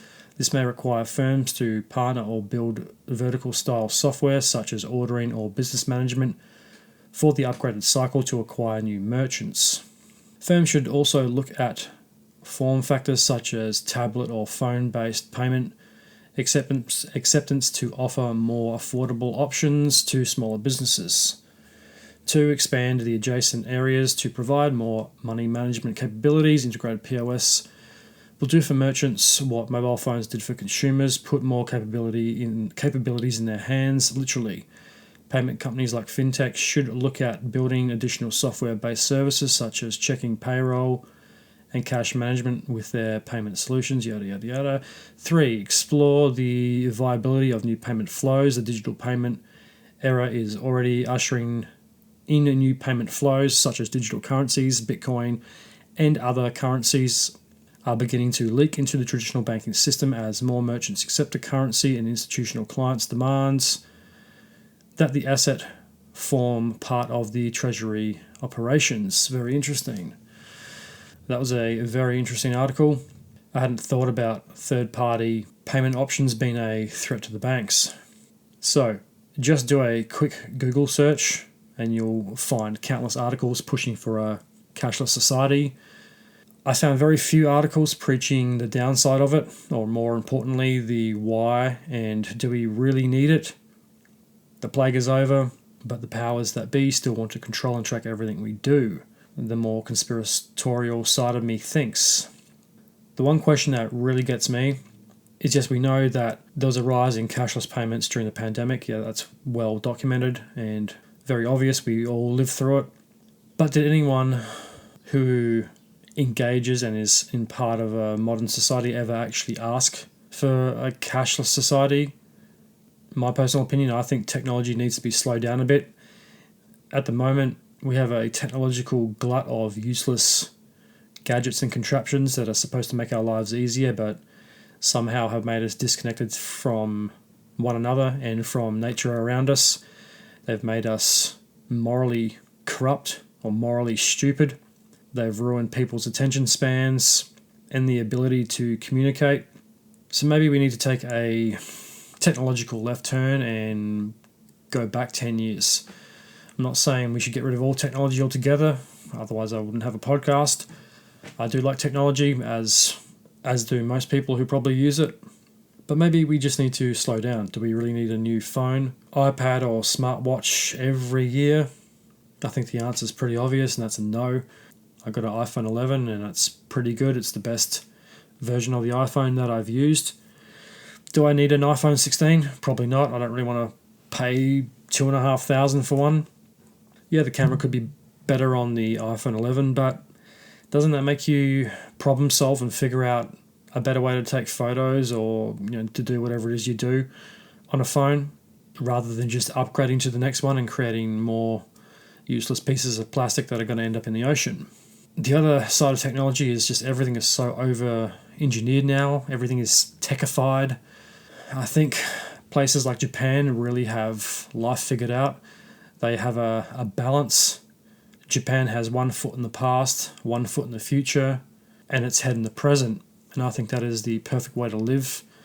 I think an over-reliance on technology is, for one, stupid. And I think it is making us dumber as a species by being so over-reliant on technology. Yeah, technology is great and it's very convenient and it's awesome when it works. And this is obviously an individual personal thing too.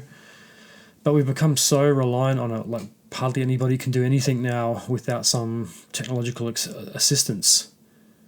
Video games are great, Blu-rays are great. I love streaming and watching movies, playing games, doing all that.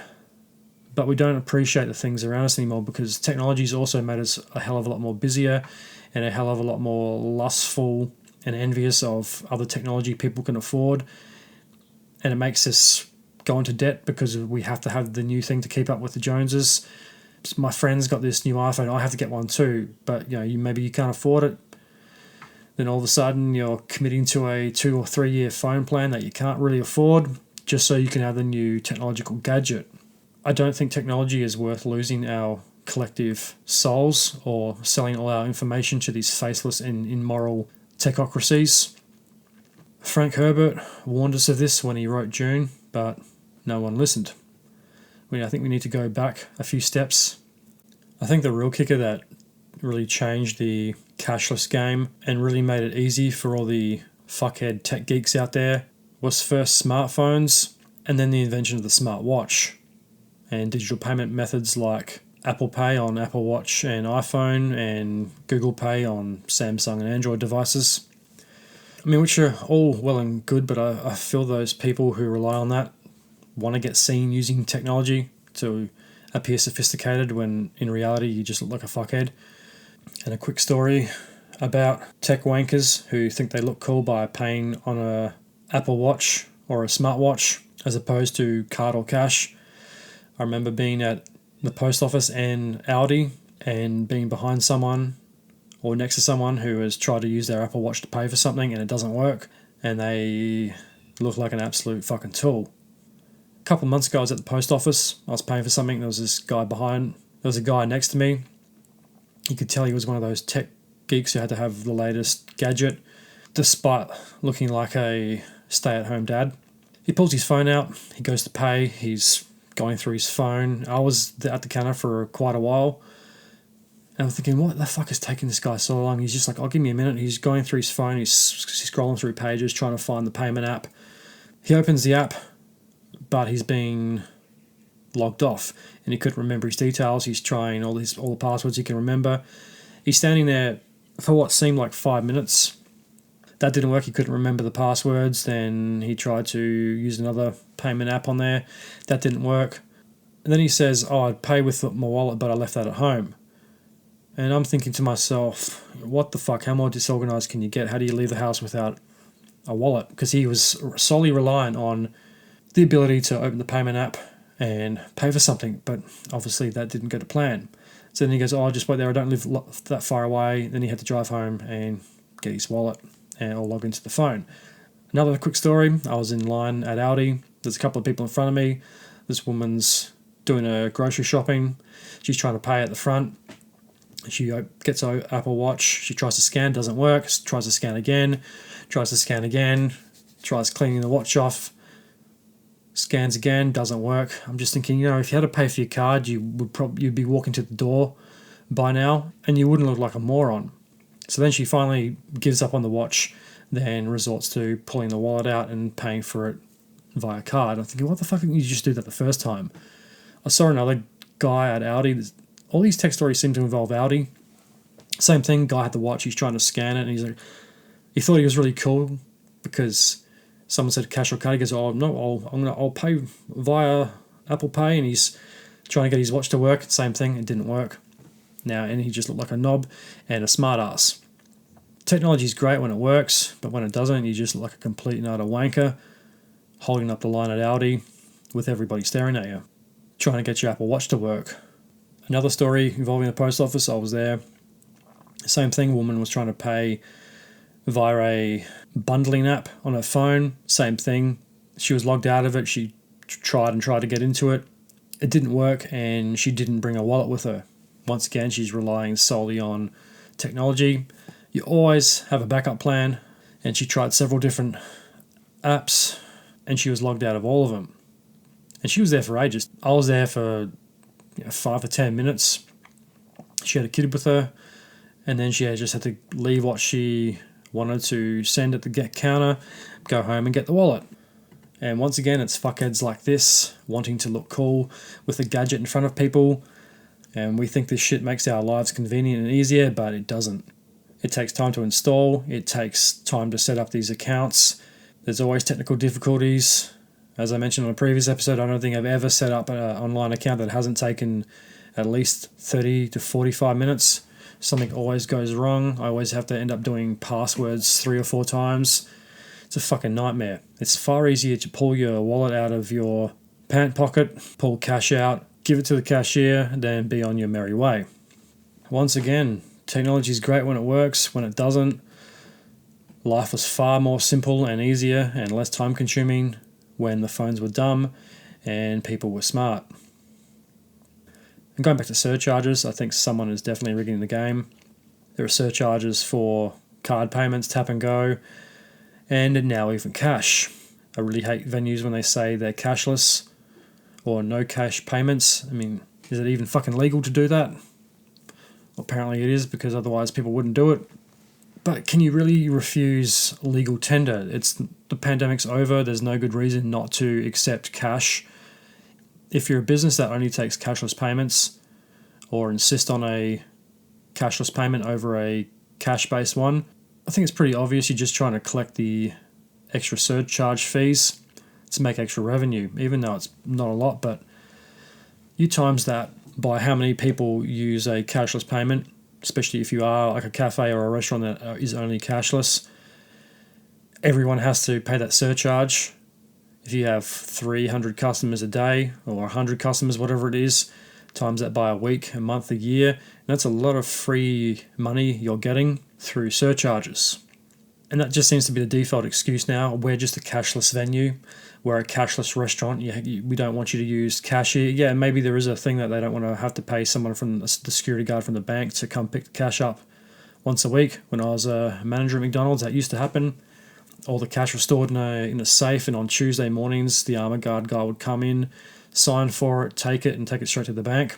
That was thousands of dollars from the week's revenue. So maybe that's a way of cutting out the middleman and saving some money. If you're a small business, yeah, that's understandable. But if you're a large venue like a sporting arena, you can just fuck off. What's wrong with legal fucking tender, also known as cash? And I think the federal government here needs to ban businesses from only accepting cash payments. I think we need to take after the states in the US and Poland and give people back freedom of fucking choice. And, maybe the retail ombudsman needs to get on top of that as well, so we're not forced to pay surcharges all the time. Can they actually refuse legal tender if there's no good reason not to refuse it? Yeah, fair enough. If you walked into a restaurant and you pulled out a $50 note to pay and it's covered in shit, yeah, you have every right to not accept it based on the grounds that it's a biohazard. If it's a normal, clean $50 note, then what's the problem? Besides what I've already mentioned. It'd be a different story if it was mandated and businesses had to comply with only accepting cashless payments. But a couple of years ago, most of these businesses were happy to accept either or payment. And now, fast forward, they only want to take cashless over cash. Government-run institutions like post offices don't care. They will take whatever payment. They'll bring in a bag of coins and they will take that. I had to pay with a lot of coins once. I said, yeah, is this all right? I said, yeah, we don't care. It's legal government tender. We'll take it however you want to give it. I would say take the cash, or I'm taking my business elsewhere, especially when it comes to coffee shops and places like that. I'm not getting on an app to order a fucking coffee when I can put $3 on the counter, give me my flat white, and I'll be on my way. Especially with the current economic climate and businesses, especially small businesses, you'd think that they would take whatever money they could get and they wouldn't want to pick and choose. This is very prevalent in Australia. There's a cafe around me that's very trendy. They insist you order via the app even though you're standing outside the fucking window that serves the coffee. I heard a story of a guy that he's walking his dog. He used to go there all the time and they went pretty much cashless. I'm pretty sure this place is just cashless. I don't think they always were, but after the pandemic, they went full cashless. This was also to do with like a specific staff member. One guy there said, you have to order via the app if you want a coffee.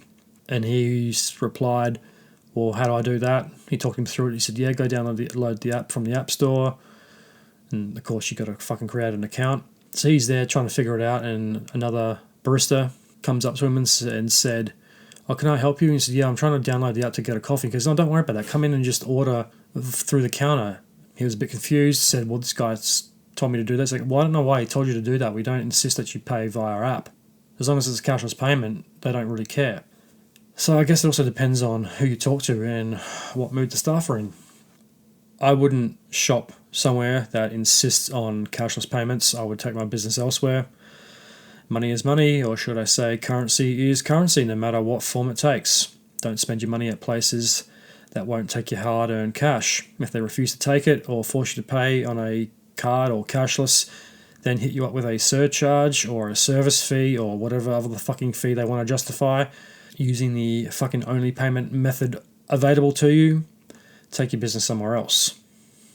Speaking of fees and surcharges, what also really pisses me off is when you go to buy concert tickets and there's service fees. The service fees for what? I did all the fucking work. I didn't have to go into a store and see someone to print out the ticket and go through, "Oh, where would you like to sit? Do you want to sit in this row? Do you want to face this side?" Whatever. I did all that myself, and most of the time the options are pretty basic. The computer selects for you if the tickets are in demand, and half the time you don't even know where you're sitting anyway, and you pretty much are rolling the dice whether you're going to get a half-decent seat or not. And you think, "Oh, well, the tickets are only $110. Yeah, I'll get 2 of them." And then you go to your cart and it's $225 because there's that extra $5.95 or $10.95 service fee. For what? If I'm going to do all the work, the ticketing outlet should really send me $5.95 or $10.95 for processing my own fucking tickets. I recently brought Metallica tickets. It's at a much bigger venue than where the standard concerts are. Here, it's at the Football Oval. It's a massive venue, and there's a one-off, or what do they call it, a one-time service fee of $10.95 on top of the ticket prices. $10.95 for what? Me pushing the buttons on my phone or computer and ordering the tickets myself? No one had to get paid for me to process the tickets for me. And that was after we had to wait until public tickets were on sale. And the really fucking irritating thing about the Metallica tickets is the Telstra pre-sale, Metallica Club, Oval members, and whatever other pre-sale fucking scam. Those people got access to tickets before the general public. A lot of them had sold out. So when the general public tickets went on sale, there were limited seats available. A lot of the really good ones had sold out and weren't available to the general public. And that's on top of the ridiculous prices. I'm a tight ass, so I got the $109 Metallica tickets. The ones around the middle of the ground were like $538. It's a fucking rip-off. That's the most expensive concert I've ever seen at that oval. At that football ground, I should say. The general admission standings, some of them were $280. There were $400 if you want general admission up near the stage. Fucking ridiculous. The Oasis tickets too. $300-400 for the Stevie Wonder section. $600-800 if you wanted it closer to the stage. It's basically $100 to $200 more expensive the closer you got to the stage. So what I would like to know, are surcharges even legal? We're forced to use one payment method over another. You can't use cash, but you have to use card. And then you get charged a surcharge for using the only payment method available to you. Is this just another way the banks want to fuck you over and get their extra 0.9% fee? I went to the show recently and I noticed the surcharge signs. The year before they didn't have any of that. I was always wondering, why is this an extra like 50 cents more expensive than the advertised price or dollar or whatever it was? And it was because of the surcharges. And this year I noticed that a lot of the stalls and show bag pavilions we charge a service fee of X amount of dollars. So next year I'm paying for everything in cash, because cash payments, you didn't get charged a service fee. Fast forward a few months, I just went to Supernova. It's like Comic-Con. Moshtix did the ticketing, and once again, it's an extortionary price if you pay at the door, but if you buy online, it's slightly cheaper, but you get a $3.50 fee on top of that. It's not quite as bad as a $5 or $10 that the concerts charge, but it's still an extra $3.50, and it's fucking annoying because I'm a tight ass and everything's expensive. So this year I thought, I'll outsmart them. I'll save up a bunch of money and then I'll go buy my autograph tokens and stuff with the cash. There's a couple of people I wanted to see, one being Anthony Daniels from original Star Wars. He played C-3PO. I thought this is a once-in-a-lifetime chance to meet a original Star Wars cast member. I met Peter Mather about 10 years ago. He played Chewie. You don't get to see original Star Wars members all that often, so it's a bit of a treat when they do come to these things. Only problem was it was $200 for an autograph. Expensive day if you're going to get an autograph and a photo. So I got some money for my birthday, and I had collected some cash here and there, so I had about 400 and something bucks, so I paid for everything. It was about $450. Taking that money out of my wallet, I got this anxious feeling. I nearly had a fucking anxiety attack. I was thinking, fuck, this took me months to get, and it's going to be gone in a second. When I paid for the tickets, I felt so fucking guilty.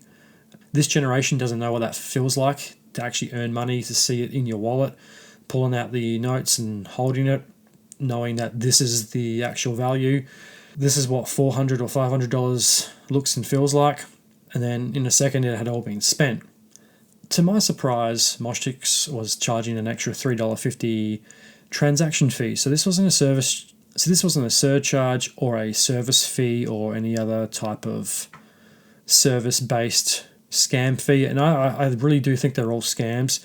How can you have a fucking service fee? A service for what? The internet site you usually buy it off is shit and doesn't work properly, or you get locked out, or you lose your tickets and you get 9 minutes to pay before it kicks you out. So what service am I getting? Frustration and a headache, and no guarantee I'm getting the tickets that I actually want. So now we have this new scam, this transaction fee of $3.50.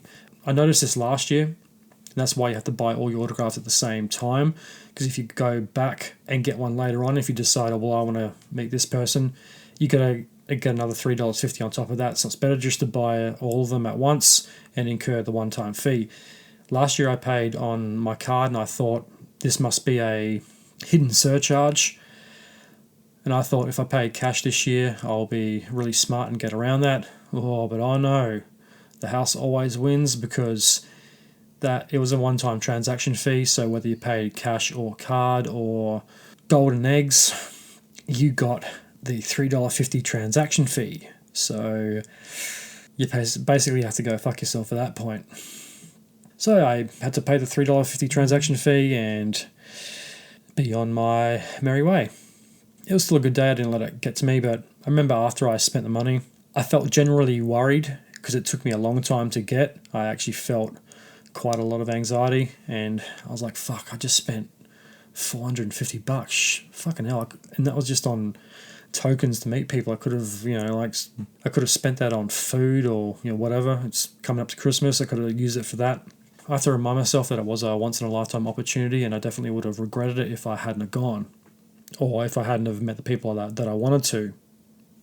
What will the next generation be like with money? They won't know what cash is. Cash is much easier to track than digital payments. Nothing beats the feel of holding notes and coins in your hand. I always loved coins as a kid. I still do. I used to collect them. I always thought the gold and silver coins were much cooler than notes. I always used to stack them up. So the kids of tomorrow will not know what coins or money is. Money will just be on a phone screen. It won't be real anymore. I mean, as I mentioned it before, I don't see money or cash all that often. I can go months without ever having any physical money. But what that has taught me is that when I do have cash and real physical money, I appreciate it a lot more. I tend not to spend it. I tend to keep it in my wallet and use it for a worthwhile purchase rather than just go spend it on day-to-day items. Like whenever I get birthday money, I always save it up and use it towards something, some type of special purchase or something I really want, as opposed to just paying bills or concert tickets or whatever it happens to be. The big problem with digital and cashless payments is it's way too easy to spend. When it's just numbers on a screen, it's much easier to spend than working for months, saving up cash and putting it away, because you don't have that physical connection to it.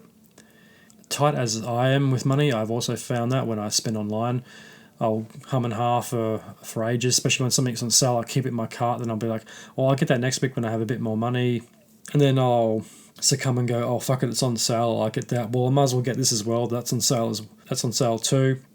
It'd be a different story if I walked into a shop and I had $250 in cash, and I'm deciding should I get this pair of Air Force Ones or that pair of Jordan ones. When they're on sale on a screen and I'm not physically dealing with the money, it's more of an impulse buy with no emotional attachment to it. I'll think, well, fuck, well, I actually need that money for something else, but at the same time, I'm not really dealing with it. Then I'll think I'll get paid next week, so that money will magically appear back in the account. Those numbers will be replenished on the screen. But if I was to walk into Foot Locker or JD Sports and I had $250 in cash, I'd think, fuck, it took me ages to get this $250. I don't really particularly need any more shoes, but it's on sale, so maybe I just get one pair as opposed to two. And that's the other problem when you buy online, is most of those shops have free shipping over $150 and the item you want's $100, so you think, fuck, well, I might as well make it worth my while. Well, this other pair of shoes is only $70, so if I get that, I get the second pair of shoes for $70 and the free shipping. When you walk into the shop and you're doing pretty much the delivery yourself, you tend to get cheaper. Well, I do anyway. Whenever I have cash, I tend to be a bit more conservative compared to online shopping when I'm paying through PayPal or something, or Afterpay. Afterpay is a big one. I thought I'd be a bit more controlled, but I use it to buy concert tickets like a lot of people do, and that adds up really quickly. I thought I'd be a bit better with it, but paying it off in smaller amounts is a good idea. The only problem is you forget the payment's due, then you think, fuck, that's right, I've got a $70 payment due tomorrow, and then a $50 payment a few days or a week later. Yeah, I guess what I'm trying to say is you don't make the smartest retail choices online as you do with cash. And like I said, going back to Supernova, saving all those months for $450 and spending it in a second. I think it took me like 3 months of saving to get that $450, and it was gone in a second. I nearly felt guilty. I'd saved for this purpose, but it was still a little anxiety inducing. I think my original point was about surcharges. So going back to surcharges, I've got an article relating to them. It's called A Surcharge for Cash Payments, What Could Happen as Australians Ditch Notes for Coins. It's on sbs.com.au by Rana Yallop. When Ava Martina started busking, her melodies were accompanied by clicking of coins. Quote, before the pandemic, I feel like cash was much more acceptable. Since the pandemic, a lot of places have switched, Martina said. With busking, that was kind of the main source of income. To adapt to an increasingly cashless society, Martina adapted QR codes so people could donate digitally. I remember seeing buskers and seeing a guitar case full of gold and silver coins, and now you do that via a QR code.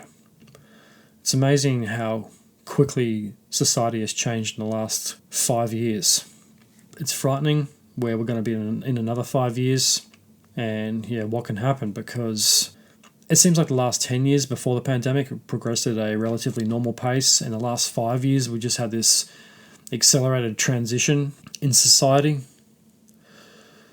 You can access it from a distance. Some people feel a little uncomfortable coming up real close to drop that coin in front of you. I think that's just piss weak, to be honest. If you can't put a coin in a guitar case, there's something fucking wrong with you. Cash was once a staple in the economy, but it's fast becoming a relic of the past. Just a decade ago, more than half of transactions were cash. Now it's just 1 in 7, and it's happened at an alarming rate, according to Steve Worthington, an adjacent professor at Swinburne University School of Business, Law and Entrepreneurship. Quote, the COVID pandemic turbocharged the reduction of the number of merchants, as we call them, who accept cash. He said, as consumers, we have become very used to using either a card or digital wallet to make payments. The major change is impacting everyone from vulnerable Australians to businesses. The consumer.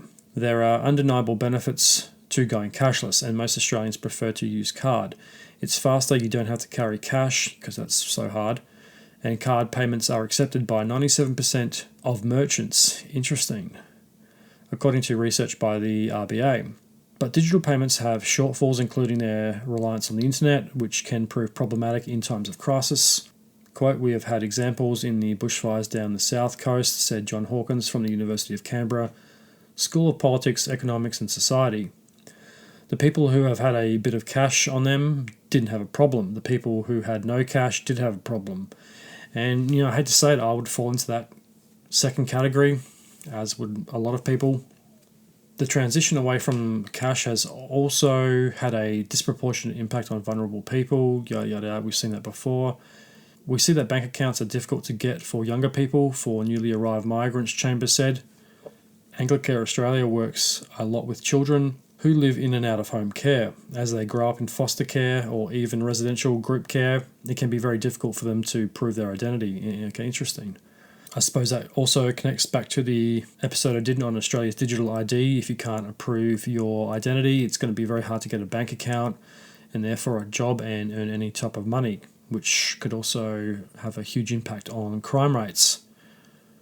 There are also benefits to using cash, Worthington said, one of them being that no surcharges are applied to cash payments. And that should be one of the main reasons people want to go back to fucking using cash, besides the fact that it is cool and it's now probably considered retro because the world's gone digital. You don't get charged for surcharges, so use cash, save your money, or use the quote-unquote convenience of cashless and get charged a surcharge. There was a 77.5% increase between 2019 and 2022 in the number of in-person payments by card and debit card that attached a surcharge, according to a November report by the RBA. They typically added between 0.5 to 1.5 cents to the cost of a purchase. That doesn't seem like a huge number, and it's not, but when you add that up, that's a hell of a lot of fucking free money we're giving away to businesses in the form of surcharges, all for quote-unquote convenience of a cashless payment. If you have thousands of people coming through your business and you're getting a 1.5 cent charge to the cost of a purchase, that's a lot of free money. And how this hasn't been classed as a scam is beyond me. I guess the banks and too many financial institutions are making too much money for it to be looked into too heavily and regulated by the government. I wish the fucking government would do something about it, because it's a fucking scam and it's a slap to the face for consumers, especially loyal customers who return to your business time after time. If you have someone who spends their hard-earned money at your cafe every day and you're going to hit them with a surcharge, fuck you. What happened to loyalty? I know small businesses are finding it tough, but so are the people who are buying your coffee. Cash is also tangible and can aid in budgeting and financial literacy, Worthing said. In the current cost of living crisis, people are getting a bit more wary about forever and not knowing really what they paid, he said. This article is broken into sections: the consumer, the retailer, and the banker, and presents the various sides of the surcharge argument. The retailer. Businesses do not have to accept cash, but most do. Interesting. Indeed, the RBA reports that 94% of physical businesses accept cash payments. For many small businesses, they'll make decisions based on what suits their particular cohort of customers, said Luke Atchestrat, I think that's how you pronounce his name, CEO of the Council of Small Business Organisations Australia. Quote, "We would provide some caution to small businesses that are going down that path of not accepting cash." Yes, I think that's a pretty sensible thing to do if you are opening a small business or you have one. Take the money however you can fucking get it, especially in today's financial climate. There are no guarantees your business is going to be open tomorrow. We saw during the Optus outage that meant that a lot of electronic payment terminals were simply not in operation for up to a whole day. And yeah, if you have a small business, a cafe, restaurant, news agency, and your POS terminals go down, you're fucked. That's hundreds, if not thousands of dollars of lost revenue because of technology. And I doubt you're going to get compensated by these companies. Well, actually, maybe you will, but to get the full payments, I doubt it. They'll probably leverage it depending on how much money how much revenue the business makes per year. Because there's, the other side of that is businesses will say, "Oh, we lost $10,000 on Monday," where we usually make about $3,000, hoping to get some free money out of Optus. So it's, I guess it's a double-edged sword or a two-way street. But if they're providing the point of sale equipment, they should be responsible for it. Putting all your eggs in one basket would apparently bring with it some risk. And that is very true. The banker. It's becoming harder to access cash, especially outside of major cities. Hawkins said the lack of cash use has led to bank and ATM closures. I think there's also something behind that too. I think the banks are very conservative and they panic and they think, oh, well, there's a downturn in cash, let's just cut all the jobs and close up.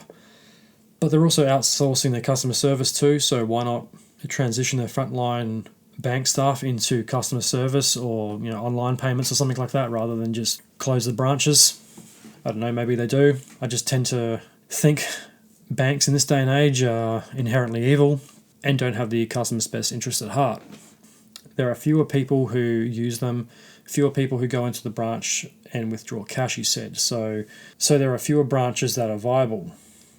Major cities, branches are down 39%, ATM machines 62%, in the regional Australia 32%. So that's actually not that much more than the cities. That's very interesting. 53% down in ATMs, outer regional Australia 35%. That's very surprising.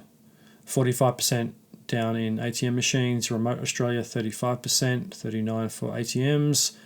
Very remote Australia, branches are down 44%. 27% for ATMs. In total, that would give us 37% decline in bank branches and 59% down in ATMs. As cash has become scarcer, it's become more expensive to transport. Cash courier company Armaguard recently had a scare and required a cash injection of tens of millions of dollars to stay afloat. With the reduction in the use of cash, that has increased the unit cost of them providing cash to the various supply chains, Worthington said. Australia is a huge country, and when we're talking about delivering cash to regional areas, there's a lot of mileage involved. That's another good point that I haven't even considered. How do you get cash to those remote places? You'd have to fly it because it'd take you fucking weeks to drive. If you had remote regional Australia, that could take you multiple days, if not a week, to get there, and then the same time getting back. So you'd have to fly it. And with regional airline closures, that's getting more and more expensive. You might even have to charter smaller planes or regional flights, then courier deliver it if there's couriers available to the final destination. So that's a very interesting point too, is it costs money to transport money. That's another very legit reason why cashless payments are on the rise. What is the future for cash?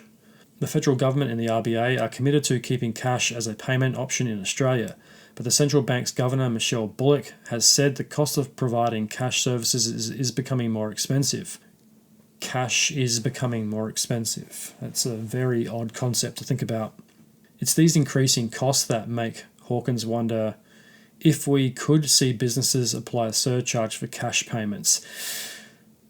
I hope not. That'd be a very cunty move. But if it's going to physically cost more money to transport and physically get cash, what are the other options? It could be that they actually charge you more if you want to pay with cash than if you pay electronically, he said. But where does that end? And it's a very murky situation to find yourself in. A business is going to start charging a 0.5% surcharge for cashless payments and a 2% surcharge for cash payments. We're heading into a future where we're going to get fucking surcharges and fees for pretty much everything. I mean, I wouldn't be surprised if the government starts charging people a breathing fee or a breathing tax. That's a thing that's been discussed in conspiracy circles, is with the climate change and a lot of the laws that get brought in, are people going to get environmentally taxed or feed for not getting on board with environmentally friendly solutions to things? Are people who drive petrol-based cars going to have to pay more in insurance or taxes than people who are driving electric vehicles? And is that fair, because not everyone can afford a Tesla? I can't. So I'm left to drive a regular old combustion engine. But if that happened, businesses would likely face a big backlash. Yes, I think that's 100% true. Maybe even a boycott. Bullock said in December, the Australian Banking Association has also said the nation will not be cashless anytime soon. Yeah, I also agree with that. But Worthington said the ultimate fate of notes and coins lies in the hands of consumers. He seems to be the only one that is putting the power in the consumer's hands, because every other expert has pretty much said Australia's going to be cashless by 2026 or 2030, which I don't think is going to happen. I don't think we're going to be a cashless society at all. Like the other article said, I think we might see a reduction in cash or a cashless society, not so much a cashless society. And yeah, what if we see a massive upturn in people using cash? What if younger people decide to use cash, or hipsters start a cash-only movement and it becomes popular and trendy to use cash again? Then more cash will be produced. Businesses won't have a problem in accepting cash payments, and it will become popular again. If you don't use it, you're going to lose it, he said. The less and less we're able to access and use cash, the more likely it is that we will lose access to it the same way we have with paper checks. Interesting and very well said. So, we've seen an argument for both sides. Small business overheads and costs, the cost of transporting cash to regional places in the country, declining cash payments, surcharges. These are all very real and reasonable reasons to go cashless. The closing of ATMs and bank branches are another knock-on effect of that. The cost of armour guard deliveries, air transport, they all factor into the cost of cash in the modern day, and are very real and reasonable reasons why a society would go cashless. But the future will be a bit weird without cash, in my opinion. At least it will be for older generations. I personally don't think Australia or any country is going to go fully cashless. I think there'll be a trend in cash payments again, started by hipsters and younger people. It'd be a real shame if younger people don't know the value of cash and what it's like to actually hold cash in your hand as opposed to numbers on a phone screen. But we've seen some very compelling arguments for and against a cashless society. Whether it will happen or not, it remains to be seen.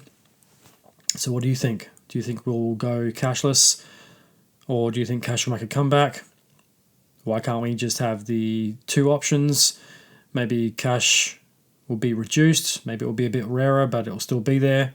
Do you think businesses should be able to choose only cashless payments over cash? What do you think the future will be? Do you think it will be cashless? Do you think cash will make a resurgence? Who is behind it? Who stands to gain from it? And what would a cashless society look like? What would the future look like without cash? Do you battle with things like anxiety, depression, and other mental illnesses? Hey, me too. Come on over, we can be besties. My name is Mikey on Mute. Join me on my new podcast where I talk about mental health, breaking toxic masculinity, and opening up the conversation. You can find me on Spotify, Apple Podcasts, and YouTube under Mikey on Mute Podcast, where I'll tell you my story, as well as the stories of others, get perspective, and see where we can grow. Are you one of the cool kids that's on TikTok? Hey, me too. Search out Mikey on Mute to see show clips there as well. I really look forward to hearing your story and opening up the rest of this conversation. Talk to you soon. And that brings us to the end of the show. A big thank you to everyone who listened to the end. Once again, Merry Christmas and a Happy New Year. 2025 is going to be a very big year for the podcast. The Lie Communism finally comes out March 2025. The lie begins. It is going to be truly epic. It's going to probably take up most of the next year. It's definitely going to be worth the wait. So definitely circle that one in your calendars. A big thank you to everyone who listened to the end of the show. If you'd like to support the Truth Tank, there's a couple of things you can do. Head on over to the Facebook and Instagram page, give it a follow and a like, share it around. You can download your favorite episodes on Spotify, Apple Podcasts, Amazon, iHeartRadio, Pandora, Castbox, maybe YouTube if I haven't been banned completely, Google Podcasts if that's still around in the future, or wherever else you get your podcasts from. Tell your friends, tell your family, tell anyone you think might like the show. Help spread the word and get the show out there. If you want to see the show grow, why don't you leave a 5-star rating and review? I'd be very grateful for it. Remember, March 2025, the lie begins. I'll be back in the next couple of weeks with a brand new show, but until then, I'm the Tank, this is the Truth. Truth be with you.